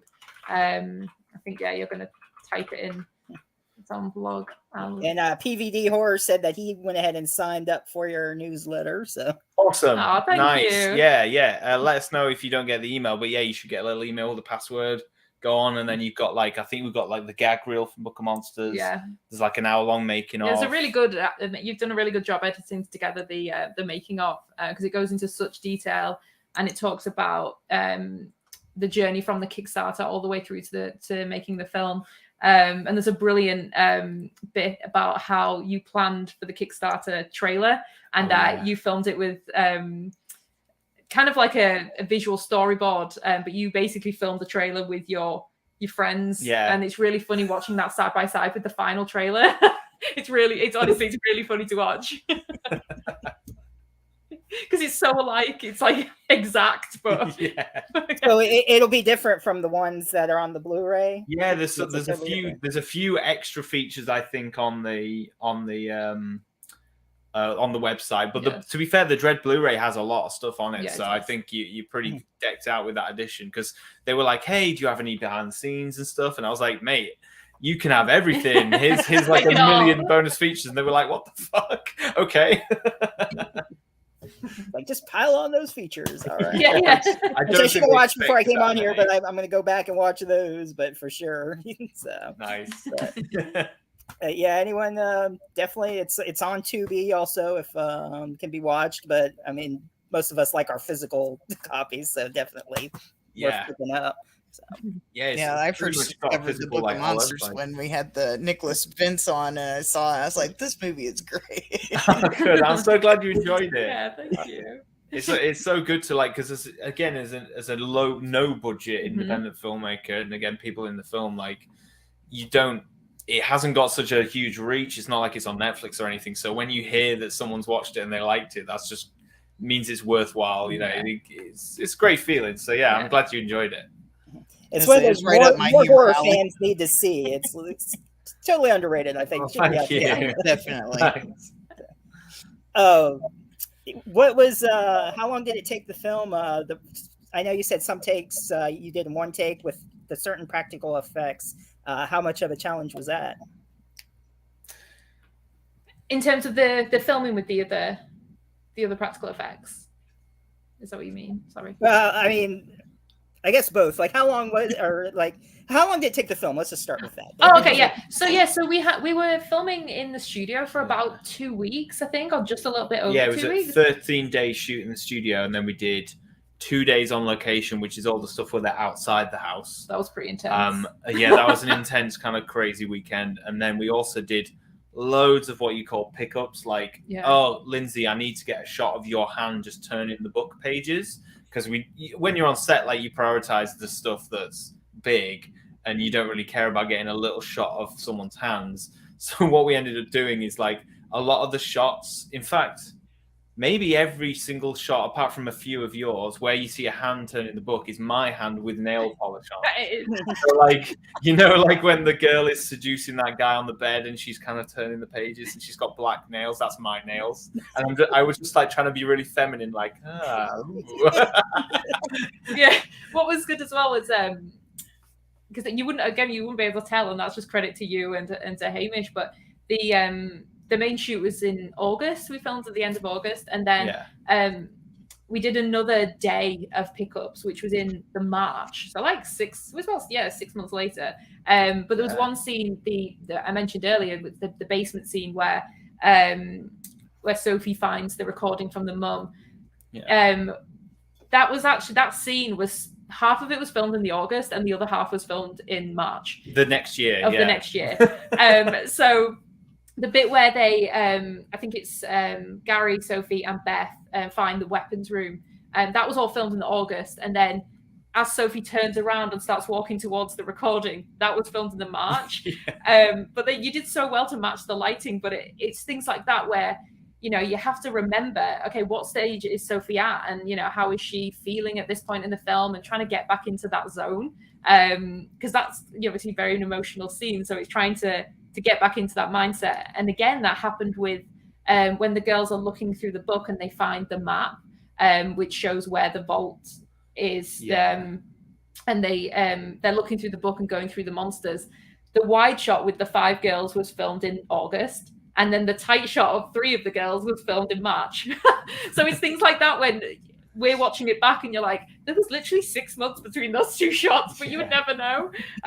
So it's like, it's funny when you think, oh, how long did it take to shoot? It's like, well, if you're speaking, you know, literally over a year, but actually it was probably, I'd say about 3 weeks solid. It's just 3 weeks if you count every day of that. total, but you just keep coming back to it until it's right. And I suppose that's the luxury of independent film. If you've not got a deadline, is you can keep getting it right until it's perfect for you. And then there's a certain point where you've got to go, okay, it's done. Let's make something else now. Yeah. There's a film that the film I worked on most recently. It's called Eating Miss Campbell. We started shooting in January 2020, and we were due to do pickups in the May. Obviously, COVID happened. So we did the reshoot in August 2021. So that was a significant time away from that film. It was like 18 months trying to remember what is going on in this film. It's funny when you try and bunch the time together, but in reality, it can be over a long period of time. And you just hope that no one notices. we just seamlessly. It's like now I have to go back and pause it when the book is changes. Like, okay, it's bad. Now you know, Not Deus. I guess it really was a shapeshifter, man, woman, whatever. I mean, hey, it doesn't matter. It works. So I mean, it doesn't really matter whose hands it was. Well, the craziest part of it is there's some scenes later in the film where they are just sat on the sofa and looking through the book, where Lizzie, who plays Beth, she'd cut her hair to like here, and it was blonde instead of long black goth hair. So she has to wear a wig. So there's some shots where she's got a wig, and then it'll cut to a wider shot. She's not got a wig, and then she's like here, and she's got a wig. And very few people have noticed that. Very few, but it was like the one thing where I was like, oh no, everyone's going to notice. But actually, no one cares. Yeah, no one said anything. For us, we were like, oh no, like everyone's going to know it's a wig. But everyone has been like, a wig? We're like, oh, it worked. It's fine, it's worked. It's like, make sure the hair's cut the same length. Yeah. It was I forget who it was, but was talking about blood spots too. It's like, well, was the blood here when we did that take? I don't know, like having to match up everything. So you have your photos and you kind of looking, you've got your brush and you're kind of flicking it at their face. Yeah, which is great fun when you stood there and they're like, oh no, we need a bit more, and I'm like, you're done now, right? This is enough. But it is funny, as long as you're not shooting a shot that immediately precedes the last one, no one notices that stuff. And I've watched Hollywood level TV shows that make worse mistakes than we made. I mean, look at Game of Thrones with that Starbucks cup. The Mandalorian had that guy in the jeans just like sat in the background at one point. People just forget. You just don't notice things sometimes. Or maybe like missing earrings, or one ear will have a ring and the other one won't. Or I mean, we shot a whole thing where like you hug Beth. Oh yeah. And she was wearing a cardigan, and she's not wearing a cardigan or like a jumper the whole time. So you couldn't have the reverse shot of me. Yeah. Of her, I think it was. Yeah, because she had a little black strappy top on. And then, what was it in the edit? We were like, oh, she's got a cardigan on. Just didn't even notice. Yeah, somehow we just for one shot did not notice that. So I couldn't use that shot. So annoying. So these things happen. But it's the fact that there was multiple people in that room. Yeah, no one said anything. No one even noticed. Like Lizzie's wearing it. She didn't. I was looking at her and didn't think, wait a minute, you've got a cardigan on. Brilliant. But it's like when you're watching any film and someone's eating food. Like you just always look at the food, because one shot, if they've got an ice cream, they'll be like this much, and then it cuts back and it's like this, and then it's back to this, and then you're like. Yeah, never have anyone eating food in the film. That's the key thing. Yeah, reverse eating when they record the videos and they show everything going backwards. True. Yeah. Besides, of course, you'll announce later the future Kickstarter. Anything else that you're working on too that you can talk about, or not right now? So I've just finished, I said, on a film called Eating Miss Campbell. I don't know how much I can say about it, but we hope that it will be on the festival run this year, we hope. It was a lot of fun to film. I play a very, very different character in that. I don't think that Liam will mind me saying. The film's by Liam Regan, who has previously made a film called My Bloody Banjo. And my character is she's a vegan goth cannibal. I love it. She falls in love with her English teacher, and her world just gets turned upside down. I think that's pretty much how it goes. It was great fun. As I said, it was difficult because of the gap of the 18 months between the two film shoots, but it was really funny because even though there was 18 months in between filming, when we were back on set in August 2021, it felt like we'd been on set, a week earlier. It didn't feel like there'd been an 18-month gap. And from the stuff I've seen, you can't tell that there's been an 18-month gap. And I was worried. I was like, am I going to look significantly older? But thankfully I don't ever change my hair. So that was okay. So yeah, it was, so hopefully that should be out this year. It was messy. I'll put it that way. It was messy for me. There was a lot of blood involved, as you can imagine, with the whole cannibal aspect. But yeah, should be used to that though, covered in blood. So this is the thing, Liam said that to me. He was like, I figured you'd be fine with this because you've done it all before. But it was probably even more blood than Book of Monsters for me, which he was very shocked about. But it was definitely more blood. But yeah, so hopefully that should be out this year. I hope should get a festival run this year. Hopefully. Keep an eye out for that for sure. That sounds interesting. I like that description. Vegan cannibal. Like what? Yeah, it's a vegan cannibal. You're like, what? That makes no sense. Now it's like I have to watch it just because of that description. I got to know that. Please explain. Like the vegetarian cannibal that's in the remake of Day of the Dead. Nice. That's funny. So I guess you eat people that are only vegetarians. There we go. Yeah. Stay healthy. Right? Stay healthy that way. Yeah. So what have you been up to in your spare time? What do you like to do for fun when you're not filming? Well, we've obviously got the Twitch now, so that's a lot of fun. So if you ever want to pop by while we're streaming, I'd love to have you there. But yeah, that's actually been really fun, despite me being terrified all the time. That's been a lot of fun, and we're just kind of editing all the highlight videos together as well. So I spent quite a lot of time doing that. But yeah, we watch a lot of films. I think that's kind of what we enjoy doing together, is just watch a lot of horror movies. When I can, I'll watch some Disney films because that's what I like to do. But yeah, we like hanging out and just watching horror films, going to the cinema. That's what we've been doing really, and just kind of getting back to normality after what's been going on over the past almost 2 years. Yeah, in England over here, they've just all restrictions are completely gone now. Yeah, which is. So it's depending on how you feel about that, but it's we're all just trying to get back to normality, and we've been going to the cinema loads, just consuming as much horror movies as possible. I love the new Scream. We went to see that twice, didn't we? We did go twice. Yeah, so the Scream is my favorite horror franchise. So I was we went to watch it the first time, but we couldn't, because obviously you don't know what's going to happen. We were so on edge watching it, so we were like, we're going to have to see it again. So we could watch it calmly, and I'm not nervous about anything happening. So that was good to see that. I've heard it's good. I haven't had a chance to see it yet, but I have heard it's good. Yeah, it's really good. It's really good fun. Yeah. Delivers. Yeah, definitely. Besides the Scream, is there any other newer movies you've seen? What did we watch? I made you watch the Texas Chainsaw Massacre Netflix film, didn't I? Yeah. Great. I watched that not too long ago. That movie is great. It was better than I thought it would be. I was kind of worried about it, and especially since they said it. Well, I don't know who the audience was, but it said it tested bad twice, and they redid it. And so, it's a very different type of Texas Chainsaw Massacre film, because I really like the remake, the 2003 one.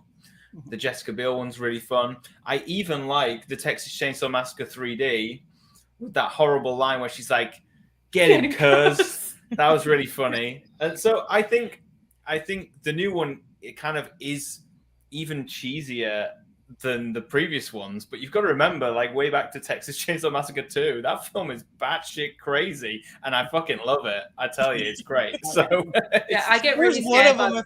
Oh, sorry. Go ahead. No, sorry. There's one of them. He looks like Mrs. Doubtfire running down the road. That's 3, isn't it? Yeah.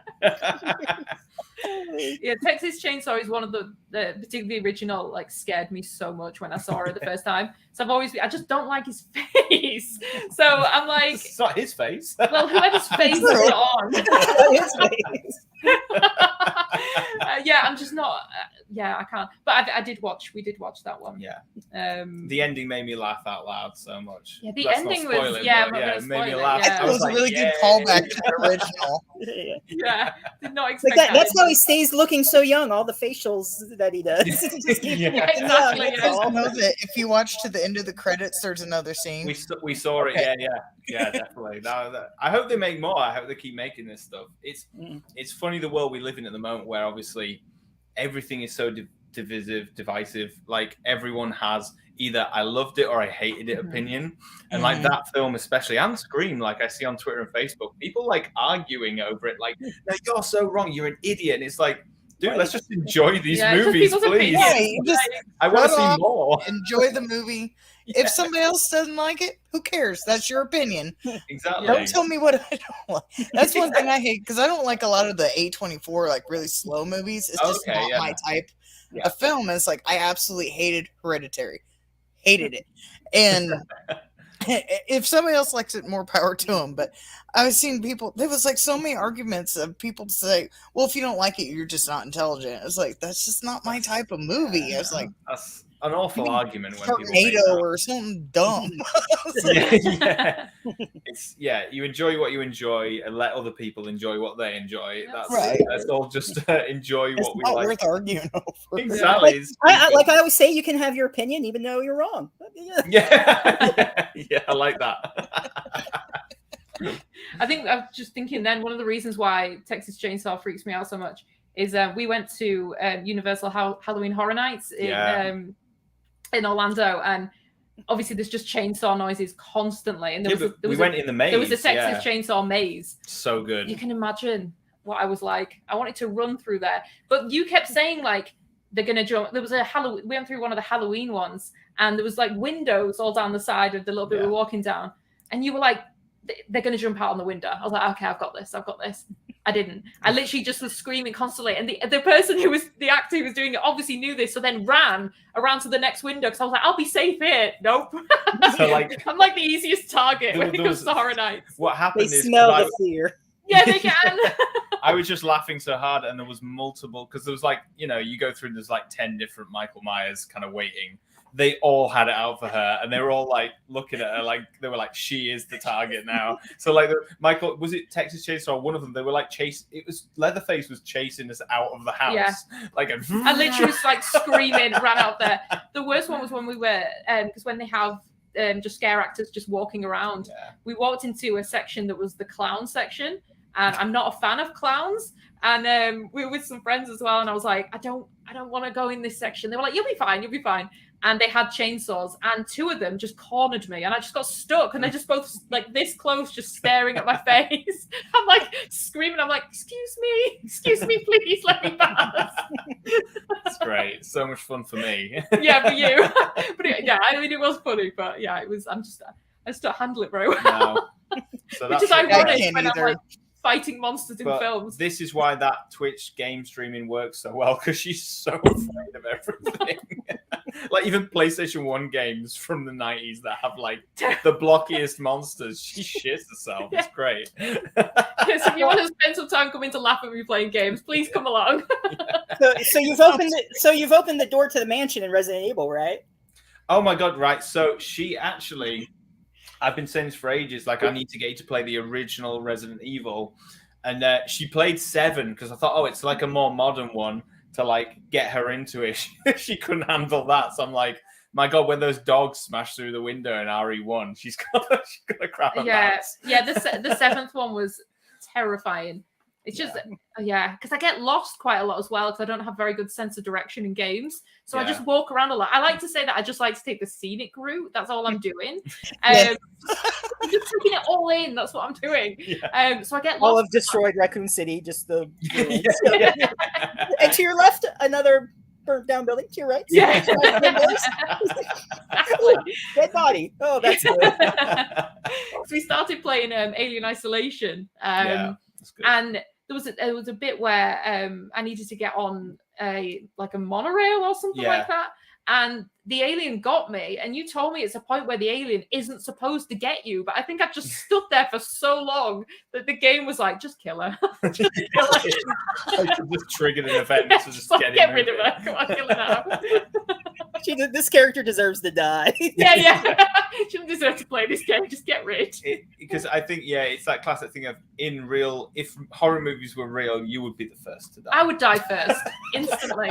It'd be instant, like just instant death. Like, the credits haven't even started and you died off screen. Yeah, I'm just gone.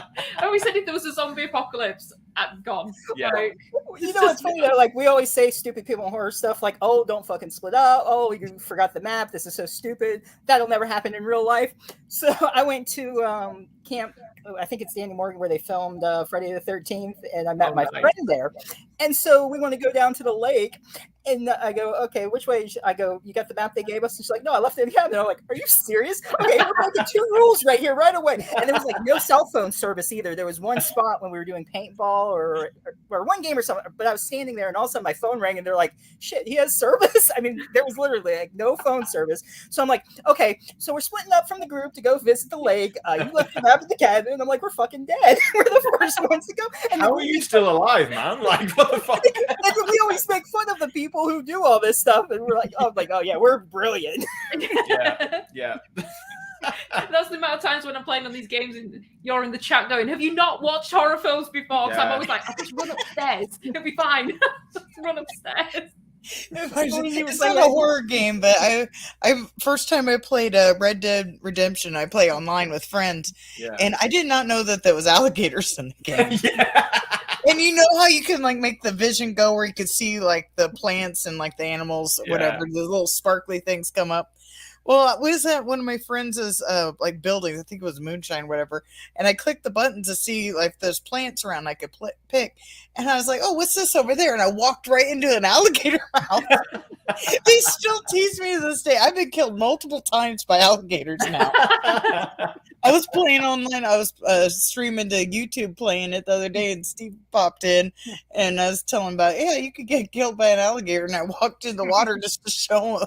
I didn't agree with that one, but that's brilliant. I screamed bloody murder a couple times when the alligator popped up and killed me. I missed it, like when they had for the original PlayStation, when they had Game Shark, where you couldn't die and you could like get hit by whatever. And, I remember the since you like Star Wars and stuff, they had the Phantom Menace on there, and you had a Game Shark code. So if you attacked people in Anakin's village and everything, they'd be like murder, and they'd all try to kill you, and then Anakin would go, "You're a bad man, I'm not helping you," and then I'd kill Anakin. Well, like they all, like the whole village would attack you. Like if you didn't have the game, like if you didn't have the Game Shark code, like you would have been dead in 2 seconds.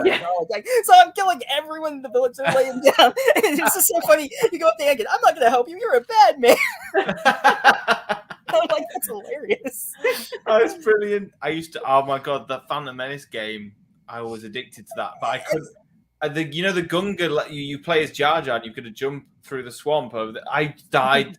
It took me ages to get through that. Oh, Jar Jar. Let's not talk about Jar Jar.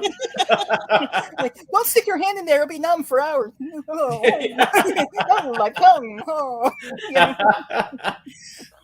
Your name on Twitch? Do you just go by your name, or do you have like a made up name? Basically, so it's a made up name. Yeah, we're under Dark Rift Horror, so I'm just under the film company name. Okay. So just Dark Rift Horror. Okay. But you are gonna you're gonna. I am thinking. Yeah, I am thinking about doing my own channel as well. So that would just be under Lyndsey Craine, where I'd just stream, nice calm games like The Sims, or like, Well, you get to play God and do whatever you want. You can scare them. Yeah, The Sims is utter chaos, so that would be quite fun anyway.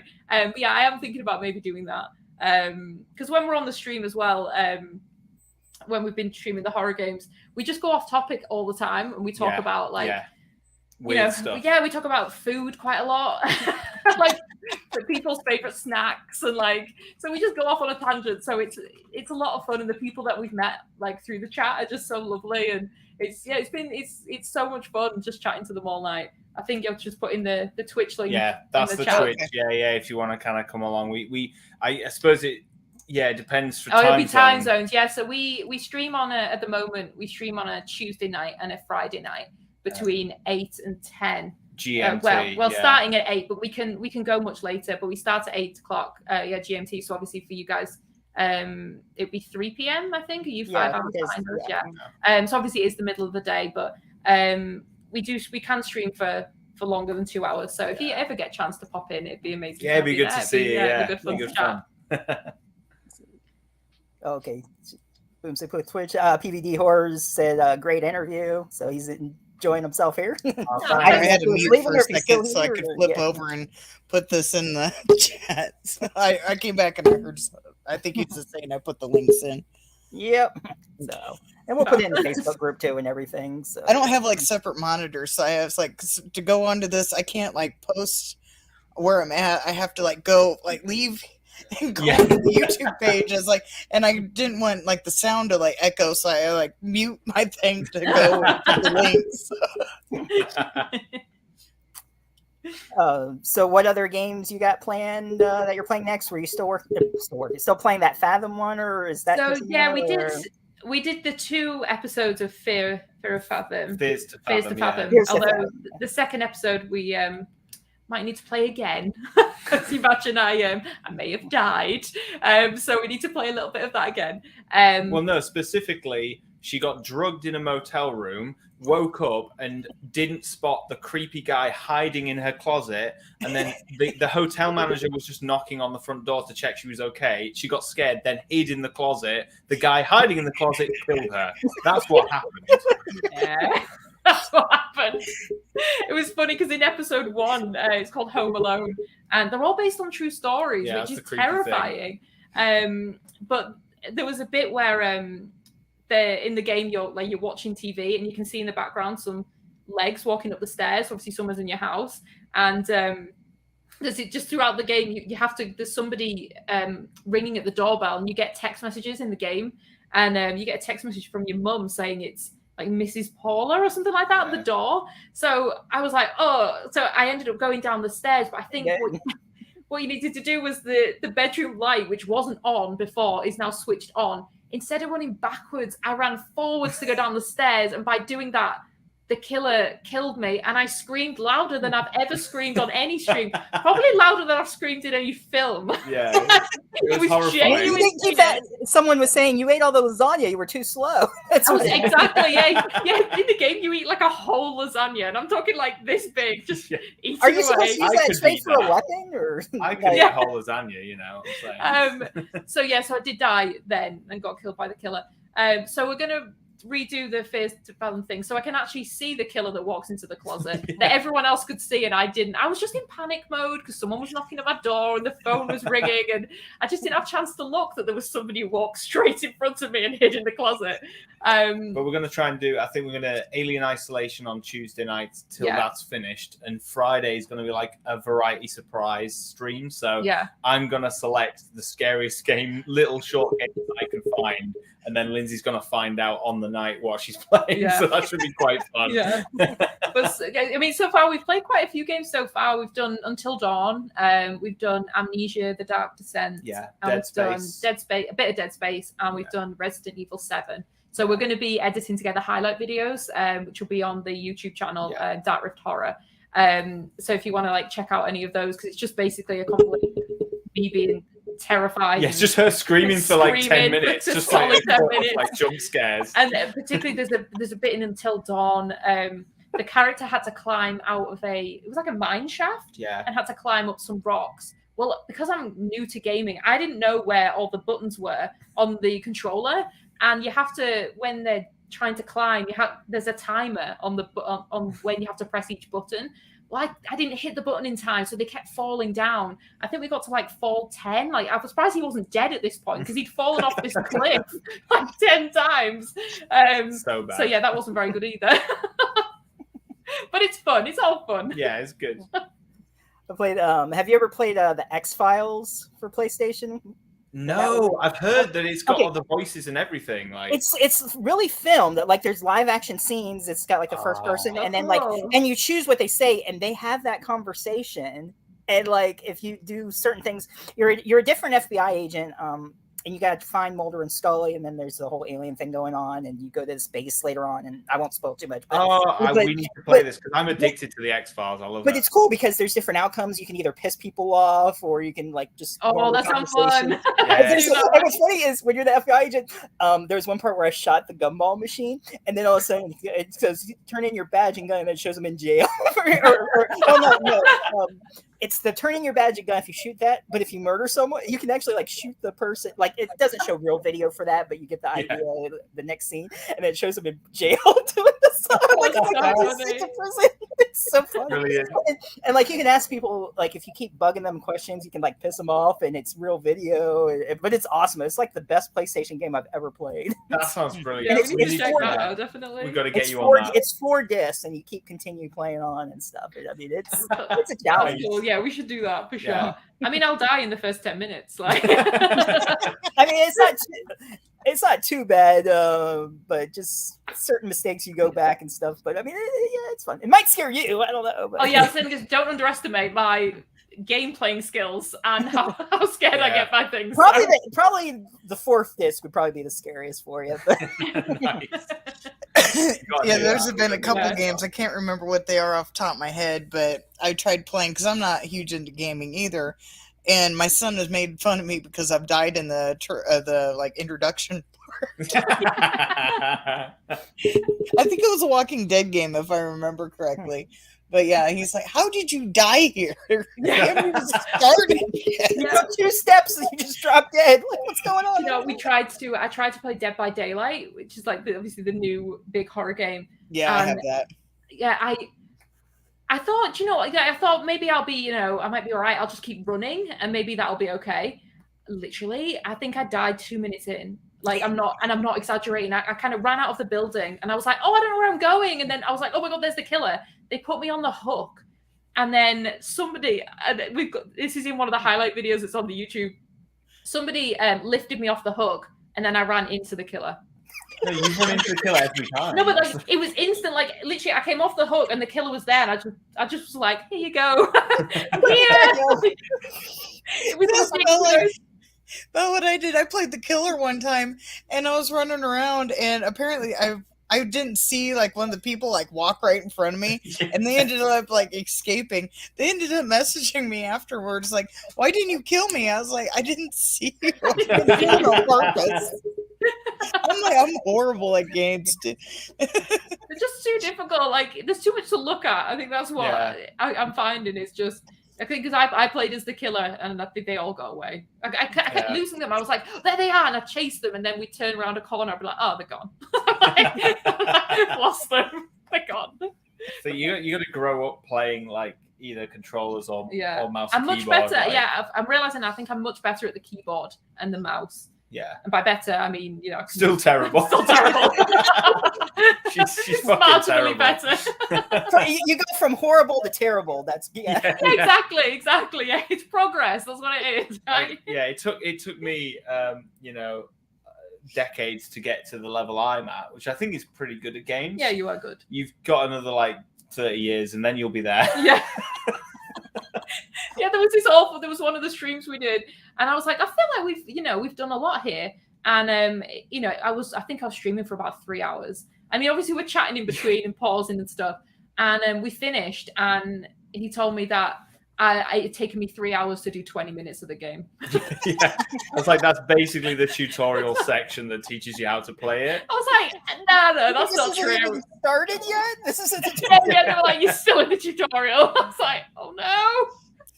It'd be fun to see if you got the Quest 2, the VR. We need one. Oh, yeah, that would be. I would love like a virtual reality headset, because Resident Evil 7, you can play that in VR. That would be terrifying, like genuinely terrifying. We have that for the PlayStation, and we got this one game. It was my idea to get this game too. I'm terrified of roller coasters, so we got this roller coaster game that has like evil clowns that come and tag you. Until Dawn Rush of Blood. Yeah, it's great. Yeah, and I keep taking the headset off because I kept getting freaked out. It was more about the roller coasters though, and not the like clowns jumping out. But it's like, one, I can't really deal with like things jumping out at me and then being terrified of roller coasters. I don't know how many times I kept taking that headset off. I was terrified. I was like, why did I want to get this game? Things are jumping out at me and I'm terrified of roller coasters.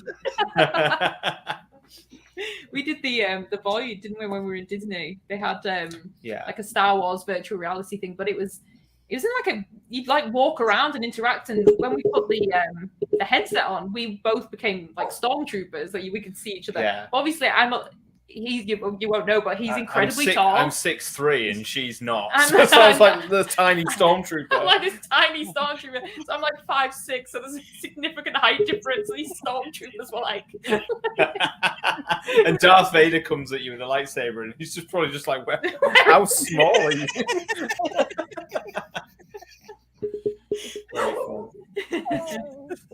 Sorry, my dog's barking. I've tried to mute her a few times. It's like, come on. Yeah, she wants to get involved. Yeah. Somebody walked past the house. Pets get involved every now and then. Yeah. Standard, yeah. You have any pets or not right now?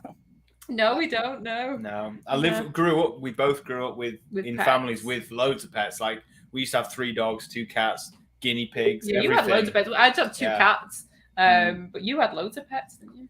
Yeah, I want to get a dog, but she doesn't want to get a dog. No, I've never had a dog. I like dogs, they're cute, but I just don't. We're not in enough to have a dog. That's my idea. Yeah, it'd be left at home all day. Yeah, I also don't want to pick up its poop. I don't want to talk. Just train it to use the bathroom. There you go. Yeah. Like that. What was it? Bruce Almighty.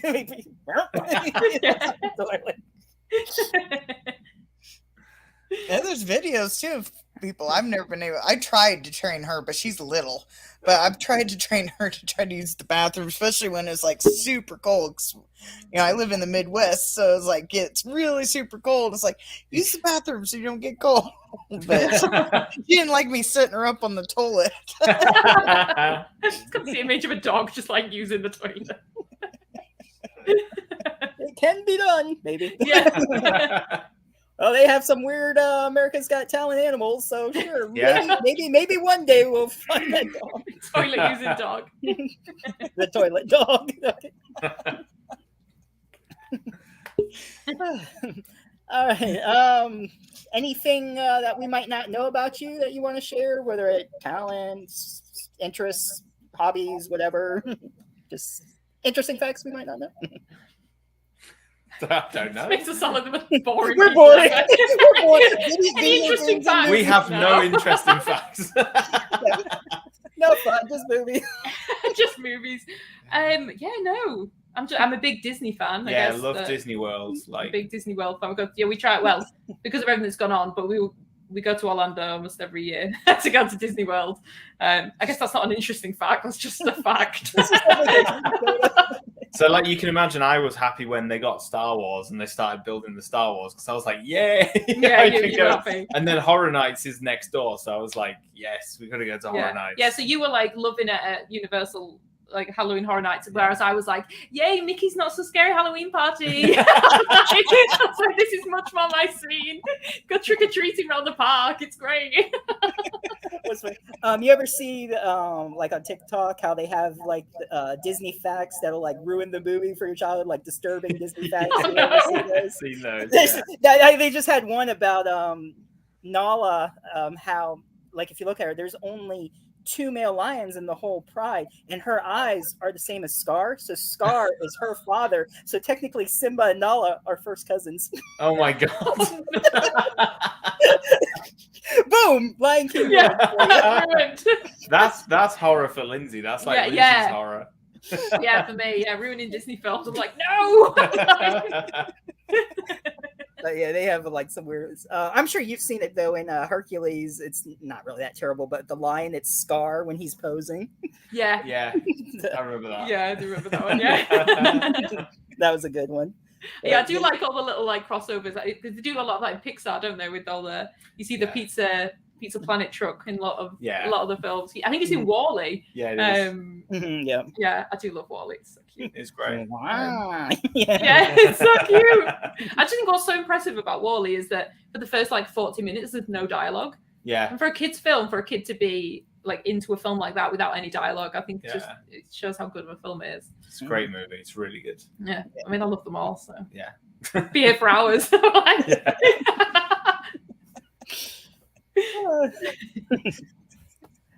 Well, we got all your links down.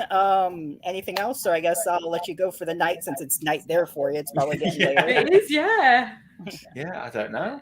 No, Anything I think else? if we're just, I don't think so. Yeah, I think just like in general, like if anyone out there has enjoyed our films, it's always great to hear from you. Like, and thanks for all the support from people who have reached out. And yeah, if you head over to darkrifthorror.com, follow. You can sign up to the newsletter. We've got Facebook pages and the Twitch channel as well. Yeah. Get in touch because we're all about, and this kind of goes back to our Kickstarter where we let the audience vote on the film. We're all about kind of community engagement and kind of we are just one big horror community. We started Discord server now. We've got chat on there as well. And obviously when we start making the next film, we want to do the live streams and kind of get everyone involved in the process of making the film as well. So yeah, it should be fun. So check out all our social media. Yeah, definitely come and join on the Twitch if you can. It'll be good fun. Great fun to chat on there. And so it's Tuesdays and Fridays, you said? Tuesdays and Fridays? Yeah, Tuesdays and Fridays at the moment, yeah. Okay. So if you can, obviously, pop in. But we do have the Discord as well, so obviously feel free to come in and chat on there. Yeah. And that's kind of everything, really. Yeah.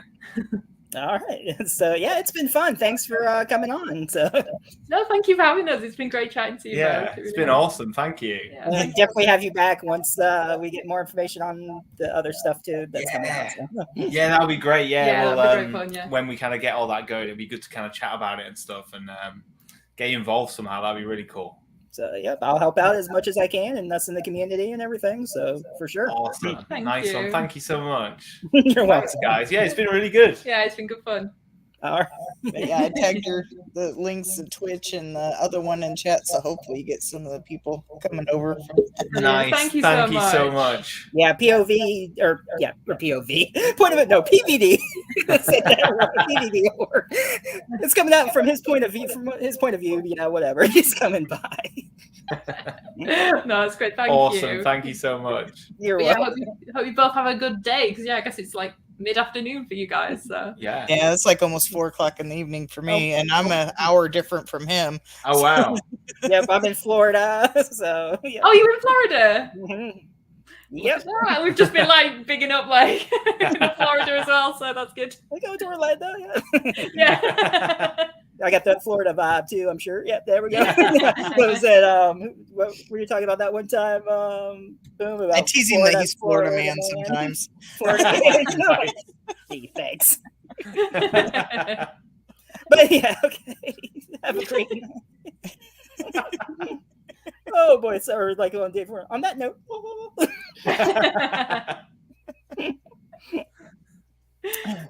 Oh shoot. Man, I'm like way up and I'm in Wisconsin. Sometimes I'm in Illinois because I have a lot of family there. So I'm like in the cold Midwest and he's in the nice warm. I know. Nice. Honestly, we are so desperate to get back to Orlando because I love the warm weather and it's still very cold for us here. England's just like, even if it's sunny, it's terrible weather. It's just a weird weather. place. We either get, when it does get hot, it'll get really hot, like for like a week. It'll be like 30 degrees, which isn't that hot when you compare it to like that's Celsius. Celsius, which isn't obviously when you go to Florida, you're like, okay, so this is hot. I got to Florida for the first time. I was like, I'm dying. I can't. Like burning instantly. Don't go to Arizona then. Especially Orlando. So yeah. The first time we went together, it was August. I'd been before when I was a kid, and I said to him, "It's going to be really hot." Just to let you know. I don't think you realised. I couldn't stand it. I wore a black T-shirt, and it was just like melting off me. When you step off the plane and like the heat just hits you. Yeah. Can't do it. But I love it. Yeah, we're ready for. I just want it to warm up a bit here, but I mean, it's still not as cold as it might be in Wisconsin. It's probably colder there than it is here, but it's still. I'd like it to be a bit warmer. Yeah. I'd like. So how is it there now? Like, what is it? Is it hot? I'm looking. I'm not sure. No, I was asking Lyndsey. And Oh, here. Oh, it's cold. So it's about. What's the temperature now? It's kind of warm today though. But... Like, you're saying warm. It was about 10 degrees Celsius. That's not warm. But we had snow last week. Yeah, we did. And then we had sun today, and then we'll probably have snow We've tomorrow. had, like, I think last week or week before, we had 3 storms in a row. Yeah. Which we don't get storms that much over here, so they were quite. We had like, I think the highest wind speed was like 120 miles per hour, like wind, which again in Florida, obviously you get hurricane season and stuff like that, so that's probably kind of normalish, but for the UK, that's not. It's strange to get that kind of weather. So it's been a weird week of weather. It's been like, gale force winds and trees blowing down, and like the steeple of a church fell off. Like the winds were like that. It was weird. Not in York. Oh right. Not in York. It was on the news. Yeah, like have you seen Hot Fuzz? It was kind of like that scene where the top of the church thing. What happened now? What happened like in Hot Fuzz? You know, in Hot Fuzz, you know when the top of the is it the church? Yeah, he pushes the church onto that guy, and it's like impales him in the head, and he's kind of walking around with the steeple. The steeple in his head. Yeah, so that didn't happen in real life. Just I hope not. But in one of the towns in the UK, the winds were that strong that the top of a. We sound so British right now. Yeah, I know. We're like, oh my god, a church steeple fell off. He's from fucking Florida. He's seen hurricanes. I know. That's what I said. That's like for us, that's like a big deal. Like, oh my god, it's like national news for you, right? Like, yeah. Well, like, oh my god, this is a Tuesday for him. Yeah, exactly. I'm like, a branch fell off a tree, and you're like. Please. Bitch, please. I've seen trees fall on houses. Yeah. Exactly. I mean, like what I'm trying to say is it's unusual for the UK to have strong wind gusts. It's weird. To have a gentle breeze is weird. A gentle breeze, and even snow for the UK. Like, again, we're like, oh, it's snowing, but it's like this much, but everything turns into chaos. Like cars are stuck in the road and no one can handle it, and then you've got like states in America where the snow's like 6 foot and they're like, we're fine. But the UK just can't handle it at all. British I tried to like Google what the difference between how 30 degrees is what I know of Fahrenheit to Celsius, and according to what it says, it's negative 1.11111. So I don't think that's right. That's not right. I think that's right. 30 Celsius would be the hot, right? Yeah, for us. For us, 30 is hot, Yeah, so sometimes it can get to that. Like in May time, it's always really hot for like a week. And then the weather's just not great here. That's why I always want to go to Orlando because I love the hot weather. Yeah. You don't really like hot weather. No. But there's Disney and it's fine. Yeah. There's aircon everywhere. Let the wind blow, Yeah. We always try and because the festival we go out there, what is it? Spooky Empire. Yeah, it's in Orlando every year. Yeah. So we try and make our films and then get it into that festival because they've got a little festival there. Because last time we went, they had David Duchovny, Gillian Anderson were there and stuff, so that was really cool. Yeah, it was cool. Yeah, Book of Monsters got into that film festival, so good. I mean, that was that one. I'm so mad. That was a good one. I didn't go to that one. Oh no! Oh, it was good. It was good. Yeah, I remember we were actually filming the behind the scenes documentary for Book of Monsters, and we were taking a break, and he kind of came over to me and with his phone, and he was like, we got into Spooky Empire that evening. I was like booking. I was like, we're going to Disney. I'm like, we're booking it. So we spent 10 days. We were like, I know the festival's only 2 days long, but we're going to need 10 days in Disney because by the time we've flown over, you need a good amount of time there. So every year I'm like, did we? You gotta did we go get into Spooktober? sightseeing. You don't get to go over here that much. Exactly. That's the The next excuse every spooky time, they're yeah. doing in June, I think it is the next spooky. So Yeah, they do like 2 a year, I think. So we'll see. We try and get to the October Yeah, one, you'll don't try we? and get to one every time. Yeah. Especially because it's Food and Wine Festival at Epcot, and we're a big fan. We're a big fan of that. Have you had a booth at Spooky or just attended? No, we just attended. Yeah. Yeah, So because yeah. I think we it'd be cool to have a booth there at some point and do like some proper Yeah, 'cause there was promotion. loads of stuff, yeah. It's great convention, huge. Yeah, it was massive. Yeah, so it's good really fun. big. Which years have you gone to it? We only went once. We were gonna go in 2016, but there was a hurricane. Yeah, they had closed it down. Yeah. Yeah. And then the one we went, it would have been 2018. Wasn't Yeah, it was it? 2018, So the yeah. 2018 one we went, hung out with loads of good filmmakers, and kind of watched David Duchovny from a distance. We were like, oh my God, it's David There he Duchovny. Between people's heads, we were like, oh, there he is. But we got into A Creature Below got into the film festival when it was 2016, and we were like really excited to go. And then the hurricane. Because we booked the whole trip, and we still went because our flight got delayed by like 28 hours. But we'd missed the festival. But we missed the festival because they cancelled the festival, so we did miss that. But yeah, I'm sure if this next film gets into Spooky Empire, I'll be like, well, maybe, it'd be rude not to go, right? I was gonna say that'd be pretty funny if we were at the same Spooky Empire, didn't even know it. Oh yeah. Let's definitely, if the stars align again and you're going as well, we'll have to meet up, man. That'll be awesome. Oh yeah, for sure, definitely. I'll show you the good spot. Yeah. We need a local expert to kind of show us around. Yeah. And he goes like behind the scenes and parties with the celebrities and stuff. Nice. That's awesome. I've worked conventions and gone, and I mean not always, but on occasion I do. Yeah. So that's awesome, man. That's so cool. Nice. Yeah. So I've been lucky enough. My first convention was a Buffy convention. Awesome. So I guess you had mentioned sort of how that was like Buffy. So I'm assuming you're Buffy fans too. Yeah. So, well, I am. You've never watched it. She's never watched it. Oh, you got. She's got to watch it. I know. I keep saying we need to watch it. I think we started watching it, and then you got bored. How dare you? I know. I don't think I got bored. No, you hated Cordelia in season 1. She was like, I hate this I hate these characters. I'll try again. We'll try again. I'm gonna make her watch it. Don't worry. Cordelia evolves. She evolves. I mean, yeah, exactly. Sorry, what were you saying about? You said about Buffy. Well, they're not around anymore, but there was a company called Vulcan, and I was 14 the first time I went. And I didn't even know about them. Well, they've been around, but I never really paid much attention. And I got a Buffy magazine in the mail, and it had an advertisement for Altamont Springs Hotel that James Marsters was going to be there. And this was just before he became a cast regular. He was only in season 2, before season 4 and everything. So I went to that, and I just became friends with the promoters, just started hanging out with the right people, and volunteered, and just went from there. So I've been lucky. I've been fortunate. So yeah. That's awesome. That's awesome. That's so cool.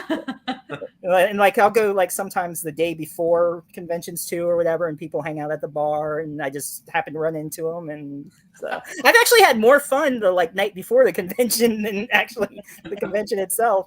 Like in Atlanta, I ended up hanging out with Tony Todd, Felissa Rose, Kane Hodder.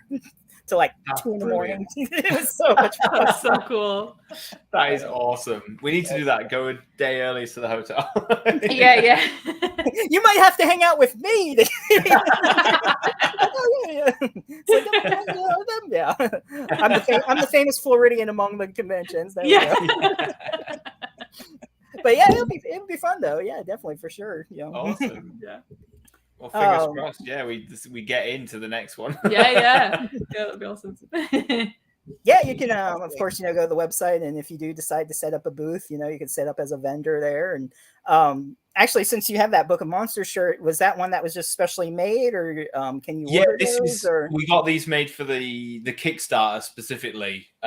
We've got a few left, I think, on our website, but yeah, we're gonna obviously with the next film, we really want to do some cool merch and things like that. So yeah, it'd be cool to do a booth and you can sign some DVDs and posters and stuff. That'd be awesome. I'll pimp you out. I'll be like, go on, get out there. Sign. Buy a shirt, get an autograph. Yeah. Here, have some cool monster shit there. Monster shouldn't decide that. Well, you can bring some of that black goo or whatever left Yeah. over. Throwing it around. Leftover prop. Yes, this is the actual It's some blue goo. goo. You'll be surprised what some people will buy. Yeah. Yeah. Is there Especially if it was on set. Is there any Yeah. other besides the marker from that? Is there any like props or anything that you've kept from Book of Monsters that you still have? Or We got it's weirdly enough, a lot of it is in our garage outside. Unfortunately, because when you've done like latex props and they've got covered in fake blood, unless you clean that off and then like treat the props with like a hardening agent of some kind, they can get moldy and they can kind of degrade over time. So and I didn't know this. So in my garage is the gnomes from the film, the big beast monster, a lot of the body parts, but they've kind of gone a bit weird. and they've got a lot of black mold on them and they've gone really creepy. Because like originally what would have been cool is we could have like done some kind of like charity auctions or something and got everyone to sign them and done something cool. But yeah, I wouldn't dare give them to anyone because they might make you sick. So it's like even more horrifying now. Like you go in the garage and it's just like the monster faces and things all in a big pile, like looking at you, and the big bloody chainsaws just there on the wall. So yeah, it's quite funny. I've still got one of Sophie's dresses pre-blood splatter. Yeah. So I do still have one of her dresses. Yeah. It was a nice dress. So you yeah, it was nice. So there was one clean dress left, so I took it. I just thinking when you describe your garage, just imagine a burglar trying to break in your house. And he goes in the garage and is like, back slowly away. Yeah. This is the wrong house. Yeah. It's funny she said that because we've got a treadmill in the garage, and my sister lives close by, and she came around to the house to use it, and all she could see was just this like horde of monsters in front of her, and she's like, I thought you're supposed to be running away from them, but she's just running on this treadmill towards these freaking monsters that are just in front of her. She was like, I was so scared. She's like, where the hell am I? Like, that'd be a funny video to see. Just running. I know. She's just like, okay. Like they're decaying like real body parts, pretty much. Yeah. Yeah. The day that I have to take them to the dump to like, can you imagine, throw away, and there'll just be people watching me as I'm putting body parts. That's why I haven't got rid of them, because I'm so worried. Like, how do you get rid of realistic looking body parts? Like, how do you do that without the police getting involved? Yeah. Just casually like, don't look at me. Yeah. Like, well, there was someone, I forget where it was here, but there was like a Halloween setup of like dead body or something, but it was a Halloween display, but people thought it was real, and they got the cops calling on them because they really thought there was a dead body. That's brilliant. They've got some skills. I forget where it was, but yeah. You might have to let them know ahead of time. It's like, hey, I got some props that look like dead bodies, just so you know. Yeah. Oh yeah, we had to do that. You have to do that on films. We had to do that on Book of Monsters when we did the police scene, because he kind of like throws a leg on the car bonnet as well on the hood, and we called the police and said, we're gonna have people in costume getting killed by a monster. And loads of cop cars kept showing up, driving by just to see what was going on. And he was like, is that a leg? And I was like, yeah, do you want to have a look? And he was like, pretty realistic. And then they just drove off because they all knew about it. So every cop car in the area was just coming to see what we were doing. But I mean, I can imagine people not telling people and then getting calls from scared people driving past. Go, what the fuck? Someone hacking someone to bits. God, yeah. That's interesting to hear stories about that, like with cops coming in the film sets and stuff, not knowing that. I mean, you got to tell them, because we know people who've had armed police show up and, you know, been like, get on the fucking ground, because they've been making a movie with fake guns and stuff, and they didn't even tell the police, because the police aren't going to take any chances. They'll fucking show up with guns, and that, you know, it's terrifying. So filmmaking safety. Yeah, they don't know ahead of time it's not real. They think they're going into a real situation. Yeah, exactly. You got to file a report and kind of say, okay, we're doing this. And a lot of people think, oh, I don't want to go through that. I'm just going to do it and hope we don't get caught. But you could get fucking shot. It's not safe at all. So you can't joke around with that stuff. Yeah. And sadly, as we know, with recent news of guns on sets and stuff, things do happen, and that's a whole other thing. But yeah, that's why plastic weapons is all we use. Like the chainsaw is a piece of wood, a bicycle chain, and it's a Dyson vacuum cleaner that's just been fitted onto that piece of wood, and that's all it actually is. But I think in the film, because we use some CGI to animate the blade so it looks like it's going. That's all you need, really. You don't need a real chainsaw. I mean, that would have ended in disaster. Yeah, can you imagine? With a real chainsaw. Not a good combination. Even with no chain, even it being a chainless saw would probably still be. No real weapons for me. She'd give someone a splinter on that wood. My bad. Sorry. That's a deadly. Well, at least there's no vampires on the set. So, speaking of like weapons and stuff, is there any weapons that you would like to use in a future one, or what's your favorite weapon to use? Ooh, the chainsaw was pretty cool. I can't think of anything that would be cooler, I think, than the chainsaw. Well, we're going to have the next film. We're going to have people vote on the weapon that you use in the final scene. So we're coming up with some cool ideas. One of them being a weapon fashioned from the bones of a monster that's kind of been killed. So we'll let the audience choose what you use. Well, we choose the weapon. All right. Unknown weapon might be the coolest weapon. It's going to be that. That will be the coolest weapon. The unknown weapon. Okay, I think that's the one I'm voting for. But I think that's the only weapon I use, I think. Oh, and I've got a knife. Yeah, you didn't really get that many weapons. No, I got a knife and a chainsaw. But I mean, the chainsaw's the kind of coolest weapon in the film, I think. Yeah. The chainsaw's the coolest horror movie weapon. It's quite hard to even though it's fake and it's plastic, so it's not heavy, but it was quite hard to, because you have to make it look like it's real. So obviously I couldn't just carry it around on one hand because chainsaws are heavy. So it's like you're not Leatherface, just one hand. Swinging it around. I still really want to use a cheese grater as a weapon in a movie, because that would be horrible. And I really like in Brain Dead, or I think you call it Dead. It's Dead Alive in America. It's called a different name. Yeah, he's got the lawnmower and he's like going along with the lawnmower blade. That's brilliant. Honestly, this is like a daily occurrence. Some of the sentences that come out of his mouth, he's like, "Hey, I've got this really cool idea of how someone can die in the film," and I'm like, how do you think of this? How do you think of a cheese grater? It's that meme, isn't it? Where the guy and the girl are laying in bed and she's like, I bet he's thinking about other women. And I'm just like, I wonder if you could kill someone with a cheese grater. Well, actually, not really a cheese grater, but I'm thinking of a fast food place. I had started writing a script about a kid who grew up in a cannibalistic family.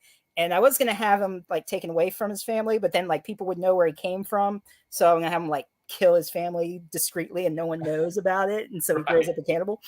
And at one point I had a restaurant and I told Kane Hodder this because I imagine him as the killer, I mean, come on, nice. At the restaurant using one of those metal spatulas, he'd be working there and I'd be the asshole boss to him and everything. I'd be like, hey, clean up that fucking grill. The grill.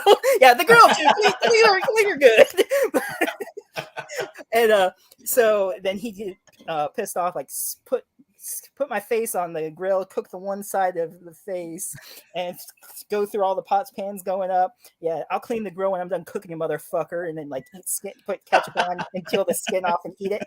And then whoever the girl is that was kind of nice to him before he goes after her, he's gonna take a metal spatula, jam it into the throat, and just almost decapitate him. Nice. I know I just spoiled my whole scene, but that's that would be cool. Yeah. That's what I got so many other ideas and stuff that it's gruesome biting body parts cooking, you got live and dead, and I got some I like it. I got some twisted shit.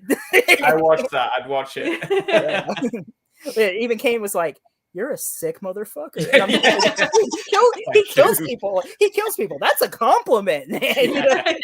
I mean, doesn't he use like a belt sander in Hatchet 3 to like kill a guy? So like he's done it all. Oh yeah, there's everything that he's done. I hope they do another Hatchet movie. Those are awesome. So much fun. So much fun. I love all the films by is it Adam Green stuff? Yeah. So like even Digging Up the Marrow, I fucking love that movie. Oh, that was great with the monster. Yeah. It's great. So good. You haven't seen that, but I'll make her watch that next. that one's not scary. Really scary to dig in. No, it's like documentary style. Oh, okay. Yeah, good. Yeah, I don't know if she could do Hatchet movies. Yeah. She hasn't seen them yet. Those are violent. They're great, yeah. But they're like Book of Monsters. It's like really over the top. Yeah. Right. Like his That is character true. has like a really cliche backstory and he's like a classic slasher kind of killer. Oh, okay. It's great. So much fun. You know, he came up with that story when he was like 9 or 10. Really? Yeah. He was at a camp and he was like freaking kids out saying, "Oh, you don't know about Victor Crowley and that weird cabin?" Yeah. So I'm thinking, okay, so he was like just a little kid when he thought of that. That's awesome. I like the one of my favorite deaths is Felissa Rose in the fourth one with the phone. Oh my god, yeah, that's brilliant. So good. Oh, right through. That's the all-time best death, I think, in Victor Crowley. But yeah, there's so many good ones though. Rip the the third face apart. Yeah. I've seen one of these films. That name really rings a bell. Yeah, because Victor I Crowley. think I was watching 2 because it's Danielle Harris. Danielle Harris. Yeah, she's like locked up and she's like trying to convince them all that he's in the swamp, and they're like, Victor Crowley's a myth. And then Zach Galligan's in it, isn't he? And he's in the third one. He's in the third one. Oh, maybe it's 3. Because when you said that name, the Victor Crowley, I was like, wait, I recognize that name. Yeah, he's like a mutant kind of. Yeah, in a swamp. Ghost. Yeah. Zombie. Yeah, who knows? Yeah. It's good. I think I've seen one of them. Because I like how they explain kind of the cliche that they always come back to life, and it's like literally part of his backstory. He's like, you can kill him, chop him up, and he just kind of comes back the next day, perfectly formed to kill again. It's great. It's like that's at least they explain it. No other movie does that. They just Right, yeah. Just guess. Or they'll throw little like Easter egg hints. Like one of the Jason movies has the Necronomicon in it. I think it's Jason Goes to Hell has the Necronomicon like off the side, or that's the only one I could think of off the top of my head, but there's usually like little hints or something. Yeah. Oh, they did. Was it because it's like even in Halloween, like it was Halloween Kills, wasn't it? Like he takes so much punishment in that movie. It's like, dude, how the hell? Yeah, Halloween Kills was great. There's so much brutality. He probably like overtops like his whole kill count of every single other movie that he's in, just in that one movie. Yeah. I love the bit with the fire. The firefighters. What do you call it? The fireman? The fireman? I don't know what you call. Firefighters. Yeah, firefighters. Yeah, they're kind of like there, and he's like getting them with the jaws of life, and that's brutal. It's when he gets that girl to like. Does she shoot herself or stab herself in the face with the door? That was brilliant. I gasped at that part. I was like, "Oh!" Yeah, we both went.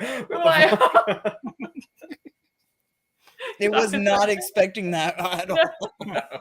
That was very brutal.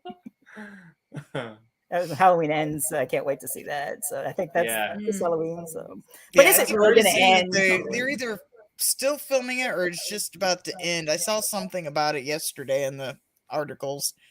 Yeah, I think it just wrapped. I saw Jamie Lee Curtis has wrapped at least on it. Yeah, so. did it? Yeah, I think she just did a like Twitter post or something saying it's wrapped, and yeah. So. Nice. That'll be good. Yeah, I'm excited to see how it's going to end. Yeah. Mm-hmm. It's like, is it really going to end though? No, it won't. I'm sure somebody will bring it back. Friday the 13th, the final chapter. It's like as long as Michael Myers hasn't been to space yet. That's what I said. It's like, he hasn't been to space. Freddy hasn't been to space. Jason and just Chucky hasn't been to space. No, Leprechaun's been to space. Yeah, Leprechaun's been to 4. space. Pinhead's been to space.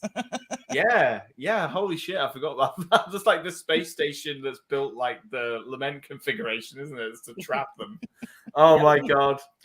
We need to watch that as well. That's when they We've went got a off the long rails list a bit. now. We've got a long list.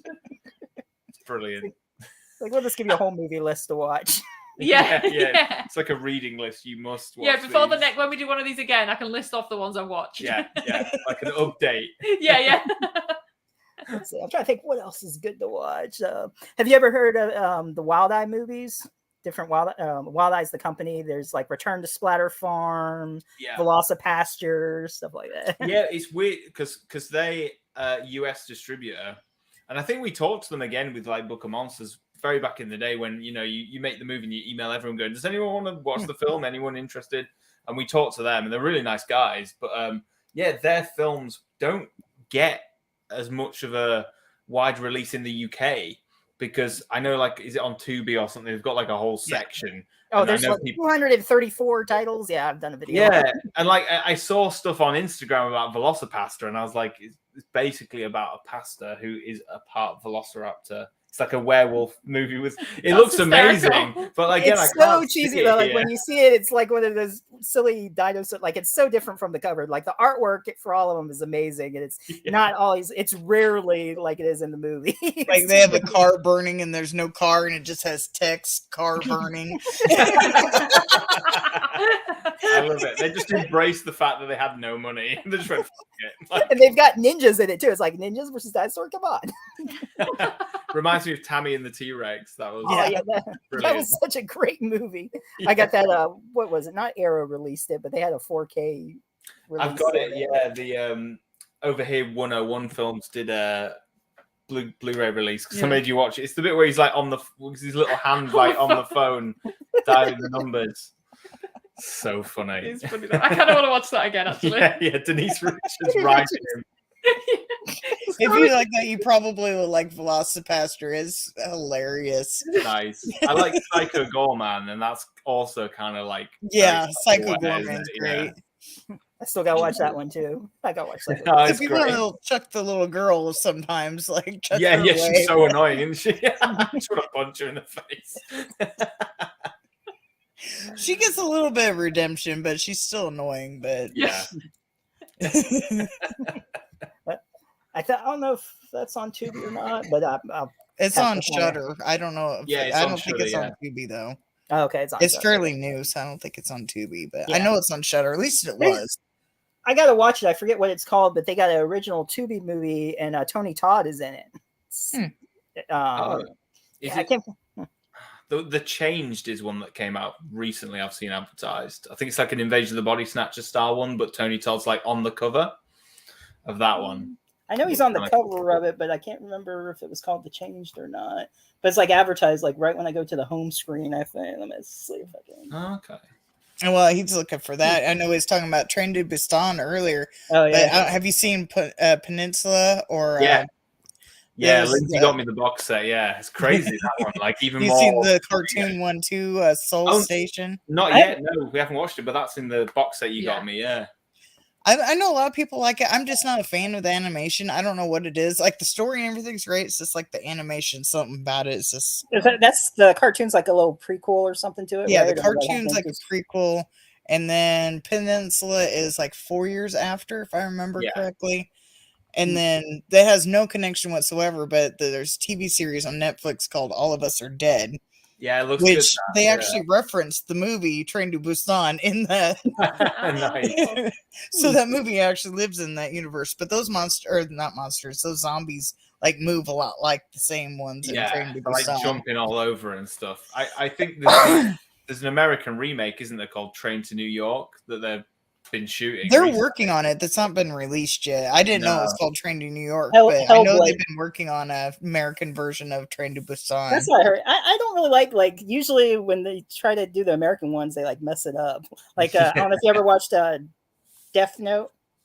No, we didn't watch it in the end. No. But then they did a remake of it, or I'm not remake, American version. And they changed so much of it. It was just horrible. I'm like, what? No, it's the whole story. And I don't know. It was almost, and a couple points, it almost reminded me of Final Destination a little bit too. I'm like, okay, so they're ripping off Final Destination, and it's like, nah. Yeah, I never watched it because I'm not familiar with like its original like IP, so I don't watch that stuff. So it's an anime, but then they did a live action, and it was actually Japanese live action, but then they did an American one, and it was William Dafoe was the voice, isn't he? Yeah, character in it. The movie with Tony Todd is called Hellblazers. So, okay. Never heard of it. Tubi original, set in the 1980s, a satanic cult has a singular focus of unleashing hell on Earth. With the help of an ancient incantation, they conjure a demon, and its members are tasked with feeding it to the populace of nearby small, I guess, town or something. This sounds fucking brilliant. I want to see this. I want to see this film. It shows him on the cover with, it looks like he has like a sledgehammer or something. Maybe he's the leader of the cult. I don't know. There's like a pentagram. He's in a red jacket standing in front of it. Nice. I need to get a VPN so I can watch Tubi. Sounds like there's so much good stuff on there. There's so much good stuff on there. It's crazy how many movies. Like they have more horror movies than Netflix on there. Oh yeah, definitely. So much on there. Like, so. I'll have a look. It'd be cool if we could get access to that. Yeah. Sorry, that was my Alexa. No worries. You'll hear barking soon. I hear growling anyway. Hey, you ever see that YouTube where it like predicts the future, says what's going to happen on this date, and Alexa's like says all this weird stuff about like the end of the world and like all this weird stuff. Like you could ask it some weird stuff. Say, there was one thing where I asked, I was over at my uncle's and I go, "Are you listening to us?" And he goes, "We are the listeners." We are like, okay, who the fuck is we are the listeners? Like, we're always listening. Because we are listening and learning, and we're like, okay. Like, slowly unplug it, like, okay. Skynet is real. It's gonna happen. Hobbs, he's saying, yeah, Tubi rocks. So. Nice. Yeah, I wish we had access to it. We can get a VPN. We could get it. Right. Yeah. Just have to pay a bit more, basically. Yeah. Well, at least the app itself is free. And like you just have to watch commercials throughout, but like the movies itself are free. You don't have to pay for that. So nice. just as long as if you have to pay for VPN, I don't know, but I don't have one, so I don't know what that's like. If you get a VPN, I can let you know. I'll guide you through. You can get it without commercials, so I'll hook you up. Oh, nice. Yeah, nice one. Yeah, my Tubi, no commercials. It's great. I can just watch the full movie. That's awesome. Cool. That's awesome. I love it. Let's see, what else did Hobbs say? Anyone else say anything? Just Hobbs said hey, so that's about it. But yeah, what else was good there? Trying to think what I watched recently. I rewatched Red Letter Day, where I don't know if you ever saw that. That's actually another Dread one. Where they haven't seen it yet though. No. Where they send out the letters saying that they have to kill a person, and that person also is going to kill them, so they have to kill them before they're killed off, and it, like, sounds good. It starts like all this craziness in the neighborhood, and so yeah. It does look good. That I watched the trailer for it a while ago, but I've never had a chance to see it. So again, it's so weird with the UK. Like things come, they sell it to a different distributor, and sometimes it gets a different title sometimes, and it's so hard to find things. So it's quite fun sometimes when we're on Amazon or Shudder and I'm like, oh, they finally got that movie I've been waiting like 5 years to see that came out in America 5 years ago. Yeah. So a long delay for stuff over here, unfortunately. There's another movie. I would think it might be up your alley, like comedy wise. It doesn't really have a lot of gore in it, but I talk about this movie all the time. I always promote it. Bad CGI Sharks. It's freaking hilarious. Oh, is it called Bad CGI Sharks? Yes, it's called Bad CGI Sharks. As far as I know, it's on Tubi. I don't know if it's anywhere else. It was on Amazon, but for some reason Amazon changed its name just to Sharks. Right. I guess the bad CGI would probably like, no, who wants to see a bad CGI movie? Yeah, it's like their take on like shark exploitation movies, and it's so funny. I highly recommend it. I own the DVD. I've talked to the guys constantly. I'm always promoting their movie. I absolutely love it. I've got to check that out. I'm going to write that down, actually. Bad CGI Sharks. I'm writing that down right now. He literally is as well. Like, Bad CGI sharks, yeah. Yeah, Nice. the guys are hilarious. I think comedy wise, I think you definitely like it. Yeah, it sounds like my type of thing. that and Tucker and Dale vs. Evil is a good one too. That's I'm sure great. you've Yeah, I probably love seen that one. Yeah. Yeah, I'd love to see a sequel to that or something because it's a good cast, good concept, and just Yeah, I love They how had they like flipped talked it. about a sequel, and then I think they were doing a or I don't know if they want to, or if there's something in the works, because I mean it does have such a fan following that people do want to see more of them. So, it's great. Yeah, yep. But also Alan Tudyk now he's doing the Resident Alien TV show, so That's hilarious too. If you haven't seen that, No, I saw it's on Sky over here, which is one of the cable networks. So I have to have a look at that because it's getting good reviews and stuff. And Alan Tudyk's just like he's in everything now. It's like he does Star Wars, he does all sorts of stuff, and he does a lot of voice acting work as well. So he's that guy from was it Tider? Oh yeah, no, yeah. Yeah. What film's that? Knocked Up. Knocked Up. Yeah. He's the guy. He's like, we're not telling you anything, but because we're not allowed. But you might want to. Yeah. but I don't know how it is like over there, but like here on Peacock, like the day after it airs, like on cable, it goes on to Peacock. That's how we've been watching it. Oh, okay. I think we've only just got Peacock here now. Yeah, Peacock's like through Sky for us. Yeah. So it's just like I'm not sure what Sky is. That's why I was like, I don't know how that so I think it's similar to that. It's just one of the TV like cable. Like British TV is so weird because like for years we just had 5 channels, and then we have Sky, which is a satellite service, which is Rupert Murdoch, so it's Fox basically. So they have Peacock as part of that, and I think Paramount Plus is coming to that as well. So like we're slowly getting a lot of the American streaming services, but combined into one thing, which is really confusing because I know we don't have Hulu, we just have Disney Plus, which has all the Hulu stuff on it. So it's the way the territories are divided in terms of where content goes is so mixed up. So that's another thing we love when we come over to the States is the TV. We're like, there's so many channels and there's so much to watch. It's great. I don't know what to choose. Yeah. We watch Ghost Adventures every time. Yeah, when we come over. Yeah. Yeah, there's like I don't know what channel. I can't remember what channel. We always remember. There's like a paranormal channel that in the hotels we always go, oh, paranormal. Yeah, we always remembered the number for the channel. We can't remember what the channel was, but we're like, right, it's channel 46 or something. And we get in the hotel room, we're like 46. And yeah, there was always like Ghost Adventures, and then there was like a haunting Travel Channel. I think it is Travel Channel. That's it. Yeah, that's it. Yeah. Because we always watch like that guy who goes and eats bizarre foods. Yeah. We always watch that as well. It's like stuff we don't have here. We're like American TV. We love American TV. It's great. It's like you come for the 2-day convention and stay an extra 10 for TV and Disney. We didn't go to the convention. We just watched TV. Just watch TV all day. Yeah. Wow, everybody's like, so wow, you went to Florida. How were the beaches? How was the the parks? Yeah. Oh, we just watched TV. TV was great. Still a hotel room, order food. What was what's the one hotel that's like haunted and that woman disappeared and everything? It's been on that ghost show too, I'm sure. Oh, wait, didn't you walk into an elevator and then she disappeared? Yeah, it's like a famous thing, isn't it?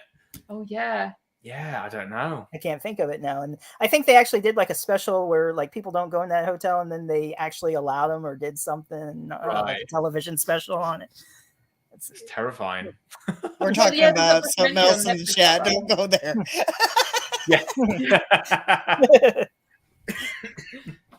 What's funny is I'm sure since you watch those ghost shows, you've watched Ghost Hunters too, Steve and Tango and all them. Yeah, I love that. What's funny is One Spooky Empire. I didn't recognize them because I briefly seen it. Tango, because he always wears the different or that one same hat he always wears. So he's in Spooky Empire, and I was in different parts. I was volunteering. I can't remember if I was with Chris Sarandon then. Like I was all over it. And Jason Mewes was there that weekend. Nice. And at one point I was relieving someone from the door, just tell him, oh, this is the excellent, you got to go around. And I didn't realize it. And he had started coming in, and I go, I'm sorry, you're gonna have to go around. He goes, okay. And so he just turned around, like he didn't say anything, and I didn't recognize him. And I go across, like, dude, that was Tango. You should just let him go in. I'm like, from Ghostbusters. Like, oh my gosh! I'm like, I'm sorry. So I told him later when I saw him, like, dude, I'm sorry, I didn't even recognize. He's like, oh, no, don't worry about it. You were doing your job. It's fine. I mean, he was cool about it, but it's like, oh my gosh, I just made him go all the way around. And like, Jason Mewes came through, and Malcolm, like whoever else was, going through. I let him go through, of course. They're there, but I can't believe I didn't let him. I'm like, wow. That's so funny. Brilliant. Because Zach Baggins is Ghost Adventures, right? Yeah, Ghost Adventures. Yeah, that one's hysterical. Yeah, apparently he's got a whole like museum, and I want to say it's Arizona. It's Nevada, I think. Okay. Somewhere he's got a museum somewhere. He's got Dr. Kevorkian's van. He's got Ed Gein's like pot that he made like his people from. I don't know how to explain it. Like cooked his people, and he's got like a whole messed up like museum. I think they've shown it on his show a few times. Yeah, it's. I heard that he just like buys haunted houses and things, doesn't he, just to have them? And yeah, he bought one in, I think it's Indiana, and I think they made a movie about it. I think it's that Demon House or whatever it was called. Yeah, I've heard of that. Yeah, I think I heard of it because Red Letter Media like did a review on it because one of the guys on that is like obsessed. Yeah, he loves Zach Baggins. Yeah. But yeah, he's got a crazy museum. I don't think it's on the regular Ghost Adventures. He has like a side show. I forget the name of it, but he shows a lot of the museum. It's some crazy stuff. They've had the real Annabelle in the museum. They don't keep it there because the owner wanted to take it back, but they just wanted to take it there. They've had the Dybbuk box there, and they've had some crazy stuff. He messes with some stuff. Did they even have Robert there too? I think. Robert the doll. Yeah, I'm not sure if they had him there. I think they went and seen him. They may have had him there, but I don't watch a lot, so I don't know. I missed it, but I wouldn't be surprised. I forgot the guy's name. I can't remember if I shared it on my Facebook or not. But there's actually this ventriloquist guy who had a dead body of a kid that he was using as a prop for a dummy, and they didn't know this. Yeah, and he had him for years. And they didn't find him until after the ventriloquist guy had died, and they were investigating it, and they had come across, and then they were shocked to get close to that and find out that it was a dead body of a kid that was being used as a dummy. Oh my god, that's fucking terrifying. Yeah, that's horrible. Jesus. God. Yeah, lock your doors. One urban legend fucking doors. Where they have like a dead body on like the dark ride thing, and like people didn't realize it was a dead body and come to find out it was. I've heard it's an urban legend. I don't know. It could be real, could not be real. Yeah, I've heard that as well. Yeah. I think a lot of them are like fun. It's fun to think that sometimes, isn't it? Like, sometimes a lot of those urban legends come from truth, so you never know. Yeah. Apparently they used to, real skeletons are cheaper than fake skeletons, so they did that a lot. Well, Poltergeist or whatever, they used real skeletons. Yeah, exactly. And that supposedly did the curse, didn't it? The poltergeist curse and all that. So, yeah. God. All the curse movie sets, so all the stuff that was going on, yeah. Who knows? It could be. I mean, who knows? You never know. Right. Don't fake things on our sets, please. Yeah. I won't bring a real body, don't worry. Yeah. Get some real monsters on set. That'd be awesome. Everybody at the Nickelodeon show. Oh, real monsters. I am not a bunny rabbit. Because they always call him a rabbit. There was a kiss and Oblina with the lips that you pull on. That was a fun show. Was it one time she went in the umbrella rack or whatever? I don't know if you ever watched that or not. No. Once you get your VPN or if you can find it, Real Monsters. It was a 90s Nickelodeon show. Nice. I think I've seen bits of it, like photos and stuff like that, so kind of familiar, but yeah, never had it here. It's a little funny non-horror that won't scare you too much, Lyndsey. Yeah. There you go. There we go. Tim Curry actually did a voice on there too. He was the head monster on there that taught him in the class. Oh, nice. And he had, ironically, he had high heels on too on each of his legs. It's like, well, he was Frankenfooter, so you know. Yeah, there you go. It fits. It fits. Oh, let's see. Rick is here. Hey, and Mr. Bones. A few more people coming in. Nice. Yeah, Hobbs, Mr. Bones, The horror community never holds back. That's true. Mhm. We're all sickos. But we're the best people, though. Exactly. We all go a little mad sometimes. Yes, exactly. Yeah, if you're wondering about the tit bots and the bot tits and the titter tatter, was it last week? I think it was. It was there last week or the week before. We got talking about, I said something wrong, and I meant to say Jason X, but I said SpaceX instead. And then we started talking about nipple bot, like robots having nipples and stuff. I have a whole clip on my YouTube channel of our conversation. I called it nipple bots. So they come in talking about the nipple bots. That's awesome. Liver alone. Liver alone. Liver alone. Oh yeah, the fava beans and stuff. Yeah. Well, you know, also, what was it? Oh yeah, when I was talking to Jenna and she was saying how she watched some autopsies and everything, and the guy was actually picking up the liver. And I was like, "Oh, did you have fava beans with?" I made like a little Silence of the Lambs joke, and then he was like, "Liver alone." Liver alone. Yeah, we have so many crazy random moments. Nipplebots. We had when Rob Bello was on, he was saying titties because we had really bad I made a titty song out of it. And there was like really bad feedback on it, and it was like echoing. So since it was echoing, she put music to it and everything. And it's go titties. Yeah, sometimes because I'm like the editor and the like graphic designer and all this, and so if I find like there's a part that I thought it's like really funny and I don't think somebody's gonna watch like the whole episode, I'll clip that little bit out. So I have a couple little clips. Like I got the nipple bots. I made the titty song. I don't remember. There's a couple other ones I've clipped out. Nice. I'll have to have a look at those. Yeah. Yeah, just look up Miss Boomstick and you'll find it on there. Unless he's got it saved on his list. I'm not sure, but I'm gonna have a look.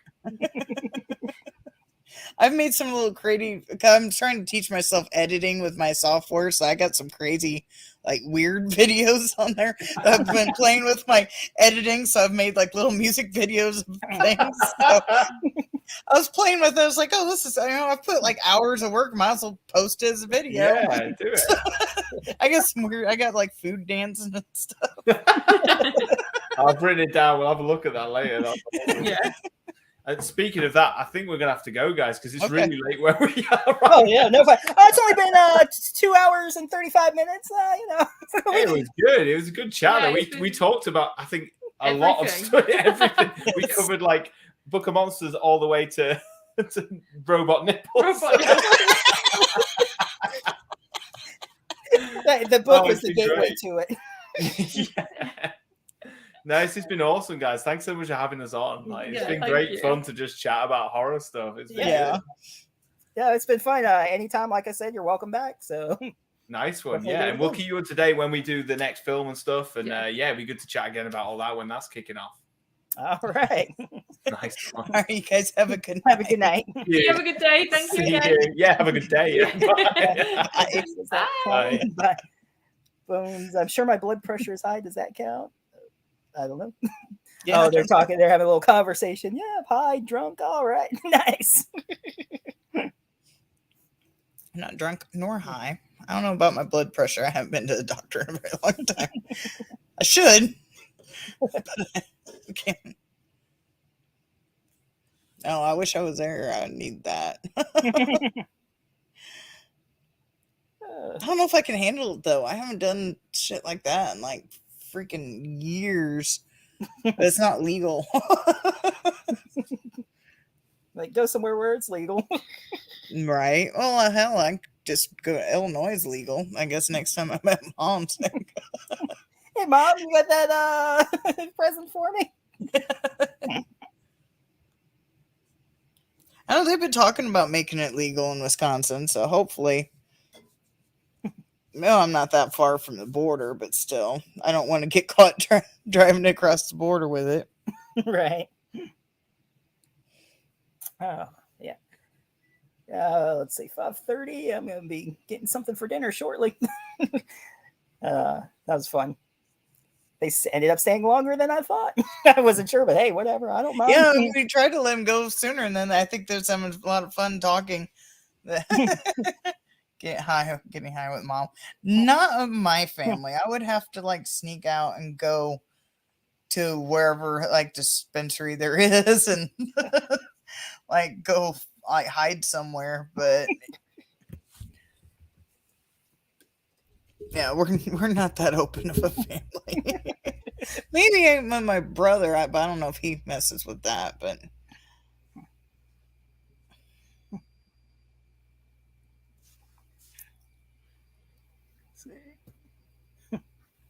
Bones laughing. Yeah, good times, good times. yeah, definitely fun. That was funny. Everybody coming in talking about the nipple bots, titty bots. I was like, I was like, yeah, never mind what's going on in chat. We're still just talking about titty bots. But yeah, if you guys like that conversation, I did clip that is in my channel. I said I also have a lot of weird video creations that I made. I was trying to like how do I want to put it? Sharpen my editing skills. So I have 3 or 4 videos, just odd creations.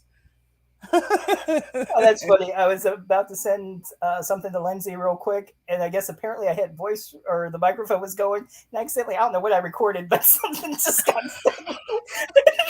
And I just went, ignore that. Hold on, let's see what it is. I don't even know what got recorded. Yeah, good times, good times.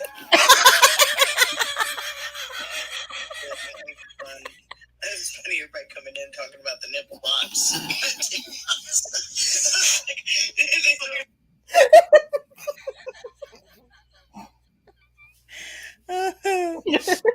That's funny. Whoopsie. I gotta see if my special. My friend never texts me back. This random person, because the person. Oh, well, I'll go back to the conversation I started before they came on.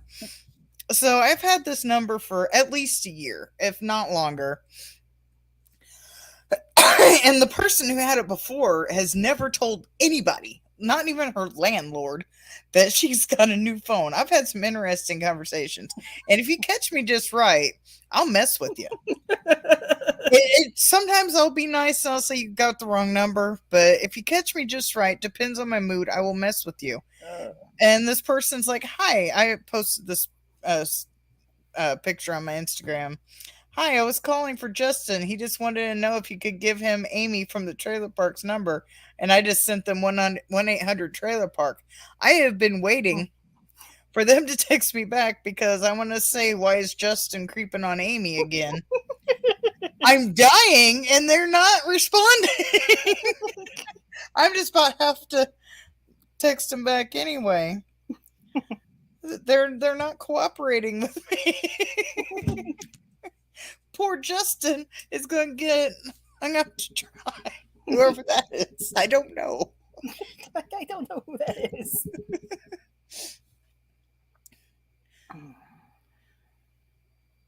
Yes, they was very entertaining. I grew up in the 60s and 70s.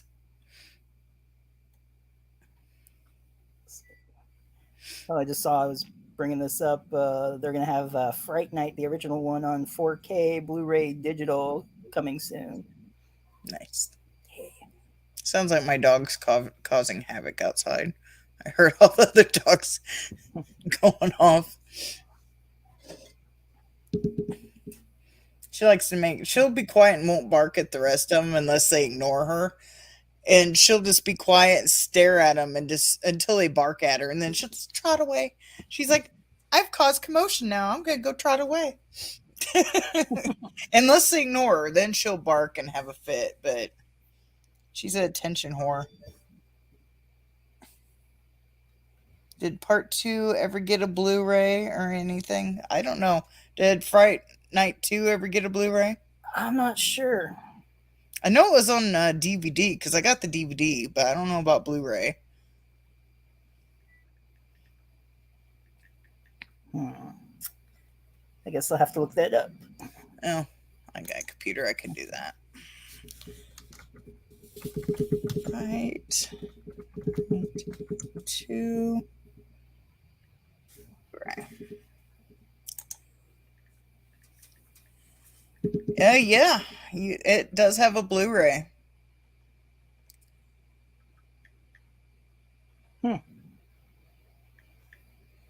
Something called E-Crater?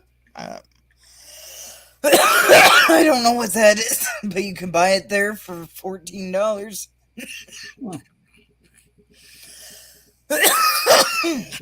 Excuse me. I wasn't on the screen to mute myself. You could buy it on eBay as well. I don't know what this E-Crater is. It's like a lowercase e, then a capital C, then RATER. I have no idea what this site is, but it pops up when I put Fright Night 2 Blu-ray. It's like the first image that pops up. I don't know how reliable that site is. I've never heard of it, but you can find it on eBay, and eBay, you just got to be careful. Yeah.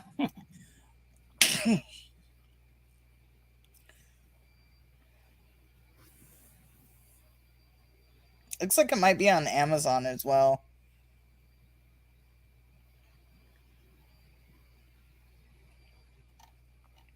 So yeah, if you just type in Fright Night 2 Blu-ray, it'll bring you to a bunch of different... Yeah, this one's hard to get. I got it on DVD. I know I've watched it, I just don't remember it.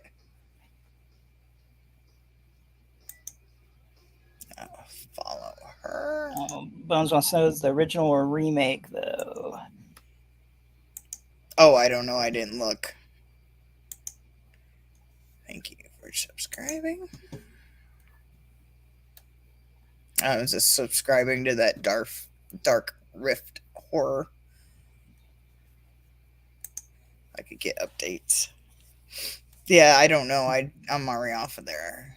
Didn't look.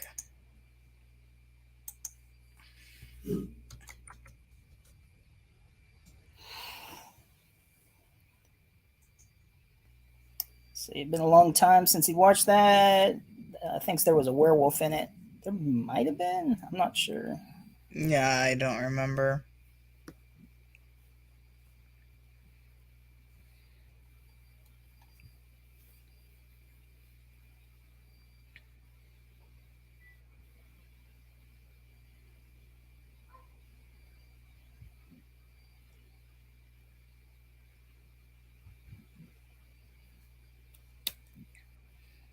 It doesn't really say if it's a remake or not. I don't know if I'm just not looking at the right spot. But, yeah, that I don't really know. You'd have to look and see, because I'm not really sure. I don't remember a werewolf being in it, but maybe. Yeah, maybe. I don't know.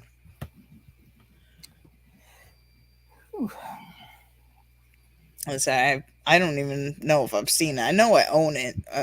It's in one of my boxes in the basement, but I seen it not too long ago.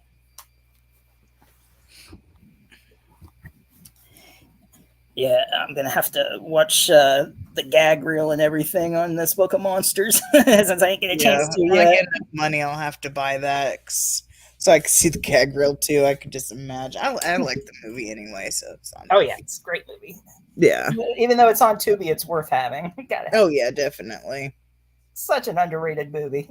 It is. I think we talked more about that one than we did Creature Below.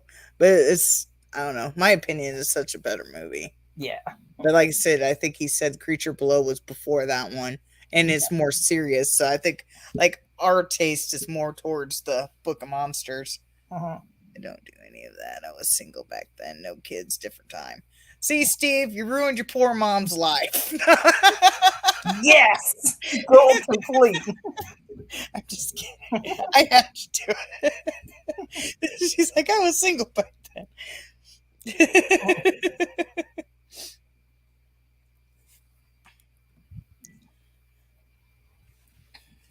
Talking about video games, I might do a gaming stream later tonight.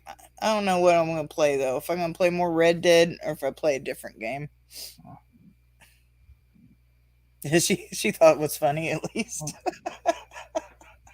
Well, then again, maybe that's why I'm screwed up. It's her fault.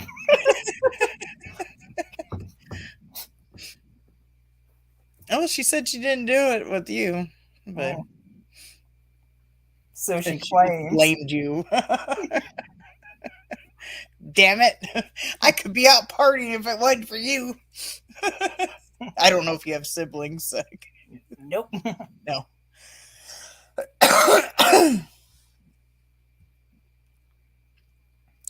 Like, damn it. I could be out partying, having my best single life. But I had to have you.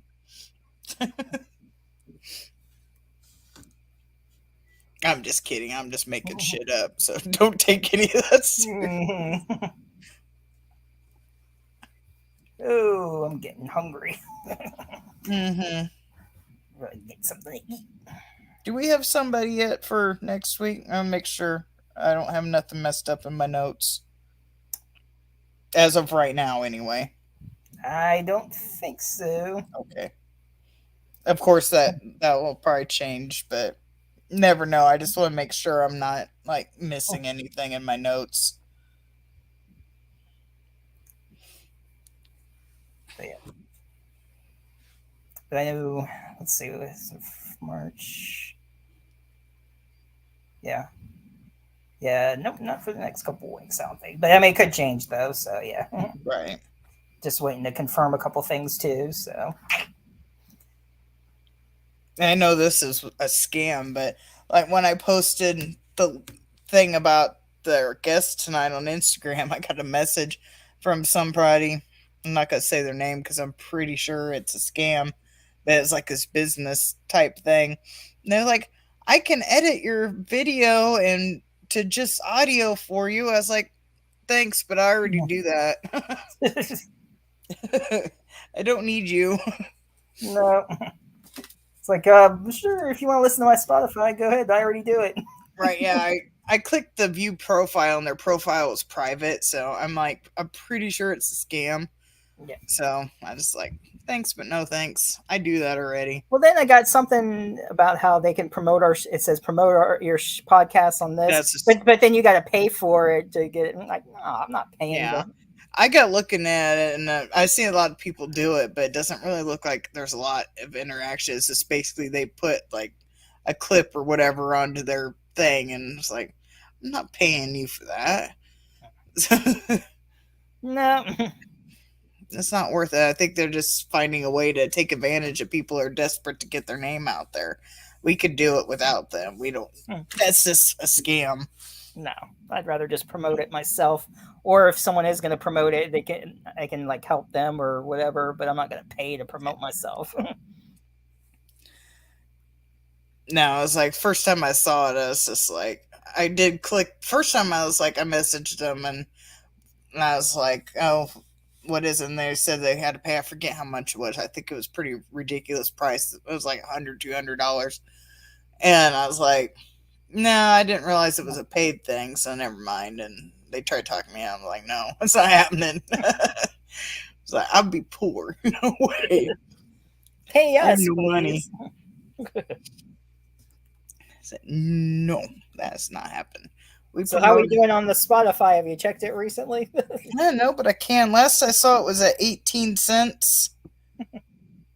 I will have to close out of the YouTube for a second. Woohoo. Yeah, we're still at 18 cents. Yeah, after last week's show, it was like, I think it was last week, whenever I was joking that people need to watch the videos like 500 times so we could buy the video game. Right. We had like 3 views like right off the bat. So I thought that was kind of funny. It's like, well, hey, if you want to, whatever. Right. I could probably, here, we could do this. Since I have the power now. I could do this. Give me 1 second. Copy. The little power that I gave you. I'm going to exploit it. Did I have to do it, or I just do it the one time and it works until, like, I don't have to do it each time, apparently, huh? No, I have permanent the power now. There we go. If anybody's interested, I'll put the link to that. It's there's a couple of my reviews on there. The titty song is on there, which the titty song is on my channel as well if you want to see the actual video with it. And then I cut out just the interviews. I usually cut out of like the extras with me and Steve talking because I want to leave a little bit that's just his channel. But I do put in the description about watching the whole episode on his channel and whatever. But if you're ever like bored and want to listen to somebody's interview, then you can go to that and listen to it. It's just audio. You can listen to it on Apple Podcast, there's Spotify. It says it puts it to 6 different platforms, and I don't remember what the other ones are off the top of my head, but there's a link to that. I'm sure it'll bring you to wherever you can listen to it. But all these interviews get clipped down and put onto there. Yep. Then I always put in the description. I don't know if I can link your channel. I'll have to try to see if I can do that because I'm still kind of learning that because I just learned I could put different pictures with each episode. So one day I went through and put all my thumbnails, but it's like they're smaller than the thumbnail, so I have to like adjust it to at least the person's face that's in it. But sometimes it's funny too. Sometimes though, if there's certain jokes, might need to see the visual to go along. Like the right, Rob, yeah, definitely. Like Mello, you got to see the joke. You can't. Yeah, I think I don't remember if I left that in or if I cut it out because I knew I think it was you said visual. You cut it out. Yeah, I think. Yeah, because it was a visual thing. There's no sense of putting it, but I think I did cut that out. And then like the titty song, there's the video that has like past guests that we've had on there. Yeah, it's just a bunch of thumbnails threaded together, but or nipple bots dancing. You can't see that. Yeah, I didn't make a video to that one.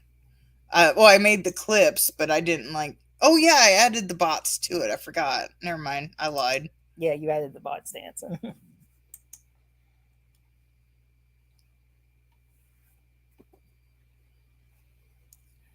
Find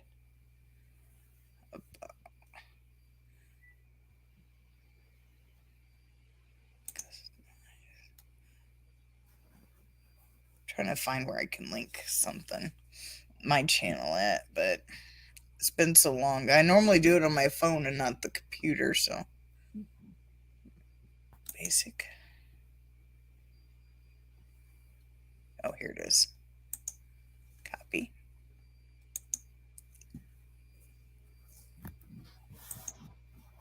It's like plus my shit. It's like plus when I go back now to Book of Monsters, I'm going to look at that differently now, knowing that was his hands turning the page. That's funny. For the demon. Right. That's funny. I'm going to be like, oh, okay. It's like, and then see that one woman or the one actress that had the wig on. Like, I didn't really pay too much attention to it. It didn't. Hi, babies. Did you have fun outside tormenting other puppies?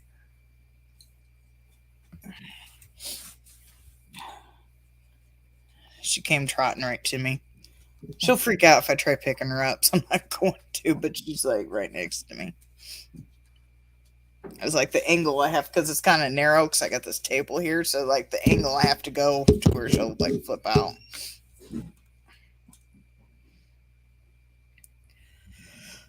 Yeah, I'll have to look into that Fright Night too, because I don't remember a werewolf. I mean, there might be. I'm not saying he's wrong, but you never know.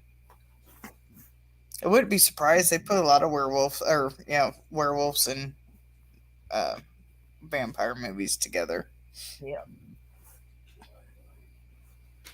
You say white light? Twilight. Oh, Twilight. Fuck Twilight. Sparkling bastard.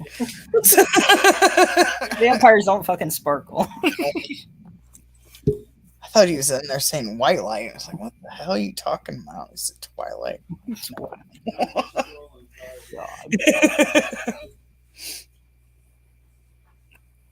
I remember there used to be a meme going around. I think it had the Willy Wonka guy. And it's like, so you like horror movies or something like that. And Twilight is your favorite vampire. It's like, like, no. Oh yeah, the Willy Wonka meme. Yeah, because I know I got it messed up. I don't remember how it really went, but it's something about Twilight being their favorite vampire movie. Or tell me more how you're a horror fan or something like that. Basically, it's on Meme Generator on the Android phone. It might be on the iPhone as well, because the one that was running around a lot is like, oh, you got an iPhone, blah, blah, blah. Tell me again how you're a photographer. I was like, ooh, burn. Because my cousins were like that. They thought they were instant photographers because they owned an iPhone. So I sent them the meme quite a bit. Okay. But yeah, I think I've shared that one meme a few times with the Willy Wonka guy saying, so tell me more how you're a horror fan, but you like Twilight or some shit. Yeah. I mean, it's not that you like Twilight. It's like Twilight being the favorite vampire movie. It's not a horror, really. No. I've never watched past the first movie. I couldn't do it to myself. I've never watched. I hope to God that we never get a guest that's from those movies. I should get someone for Twilight just to piss you off. It wouldn't piss me off, but no, it takes a lot to piss me off. But I was like, oh no, I gotta watch this movie. I mean, if you like it, you like it, whatever. But it's not right. Yeah, it's each their own. I don't care, but it's like, how can it be your favorite horror movie? It's not even horror.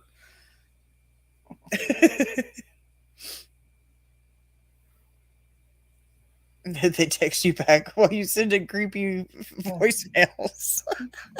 What? I said they text you back while you sending creepy voicemails. Oh, you mean Lyndsey? And I got that, but they just said that thanks for having them on. It was fun. That was it. Yeah, thanks for having us on. It was great fun to chat. So, yep. Yeah, that's funny. I put our voices on there. I'm like, ignore that. Oh, hey, at least we didn't say anything about them. Right. Well, I wouldn't talk bad about. Well, no, I know we would, but I'm just saying. Right? Yeah.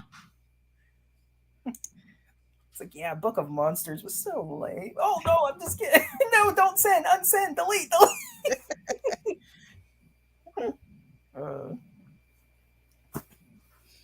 No, I actually think that's probably one of my favorite Dread Central movies that they put out. I like them. Yeah, I don't know if I've seen other ones. I can't say, but I do really like Book of Monsters. Yeah, I don't always pay attention to like who puts them out, so I can't really say if I've seen other ones. You may have. Excuse me. And they do have a Red Letter Day on Tubi also. Red Letter Day? Oh, the movie? The one I was saying how they get those red letters about to kill someone before that person kills them. Mm-hmm. So. That's what it's called, Red Letter Day, the movie? Yep, Red Letter Day. Yeah, I'll have to look for that. All right. Going up the 3 hours here. I'm going to go get something to eat. I'm getting hungry. It's dinner time. Mm-hmm. Yeah, I'll have to. We ran out yesterday to get we usually have frozen pizzas because it's just easier since I'm usually on here. Even though we're earlier today, but we still got frozen pizzas, so I didn't have to do shit. Put it in the oven and done. Nothing wrong with pizza. I got me a little Tony's Party pizza that's waiting for me. It's not delivery, it's DiGiorno. But nope, that doesn't work. It's not DiGiorno. But either way. Right, yeah, no, we didn't get it. Usually we do because he likes DiGiorno, but I don't get a DiGiorno. I usually get like a Tombstone. We have one called Lots of Matza up here. I don't know if it's anywhere else, but man, the cheese on this sucker.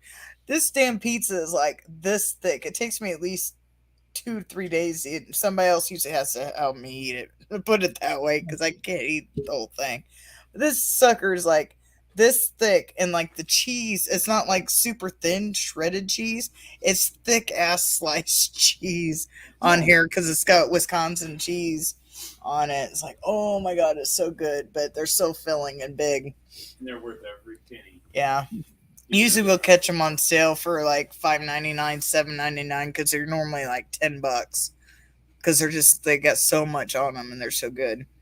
Sounds good. Yeah, they are. Now I really want to eat now. But yeah, I don't know because I've never seen them in Illinois, so I don't know if they're just a Wisconsin thing. Could be. And I've never been to a grocery store in another state besides Illinois, so I don't know. But yeah, if you ever see a Lots of Matza pizza in your grocery store, pick that bitch up.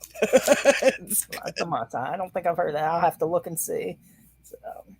But yeah, so for next week, I guess we'll just talk and figure out what we got going on, whether we got someone or not. So yeah, a lot of people I've talked to haven't returned or tell me to get a hold of them later because they're busy. So plus the convention season coming back up anyway. It's right.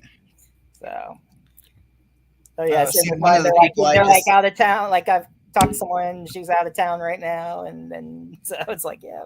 One of the people I just seen today. It was either today or last night. They were posting that they just wrapped up a movie. So they told me they were wrapping up a movie, but they finally just interviewed Doomsday. I mean, we could get him on. Yeah, I don't know about an interview. Maybe just chit chat. I mean, I don't know about interview though, but we can chit chat. I never know. We can ask them questions. I guess it'd be informal interview. Yeah, that's a good word. Informal interview. That's what we say. Well, hey, I was interviewed on Cheetah Willview, so I mean, we can interview. Anybody can be interviewed. And he's done some cool stuff and works at conventions, and we can ask him about that. And he does some cool stuff. So I think he's been interviewed before, though, hadn't he? I think I've seen somewhere. I think it'd be probably more different if we just had like a. I could be wrong too. I'm just saying that's just what I think. But we can still have him on either way. He's cool, so it'd be fun. All right. Yeah, I'll message him later, and maybe we can get him on sometime. So, who knows? Maybe if nothing's coming up, I'll see what he's doing. Yeah, I don't know if he knows us Aaron person, but just say Aaron is begging him. I've seen a few people's been getting interviewed, like from different channels. Been interviewing each other. It's like, okay, a good way to get out there and talk to fellow. I guess that's a new trend or something that's going around. Because I've seen more than one person doing it. So talk to fellow YouTubers in the community, and it's fun. So he definitely knows me. Yep, nice. Maybe I'll interview myself. No, I'm kidding. I ain't gonna do that. I was joking around, like I'll interview myself on the show. Like, oh yes, do you have a question? Yeah, do a split screen video where I'm asking myself questions. We can interview each other. Just go.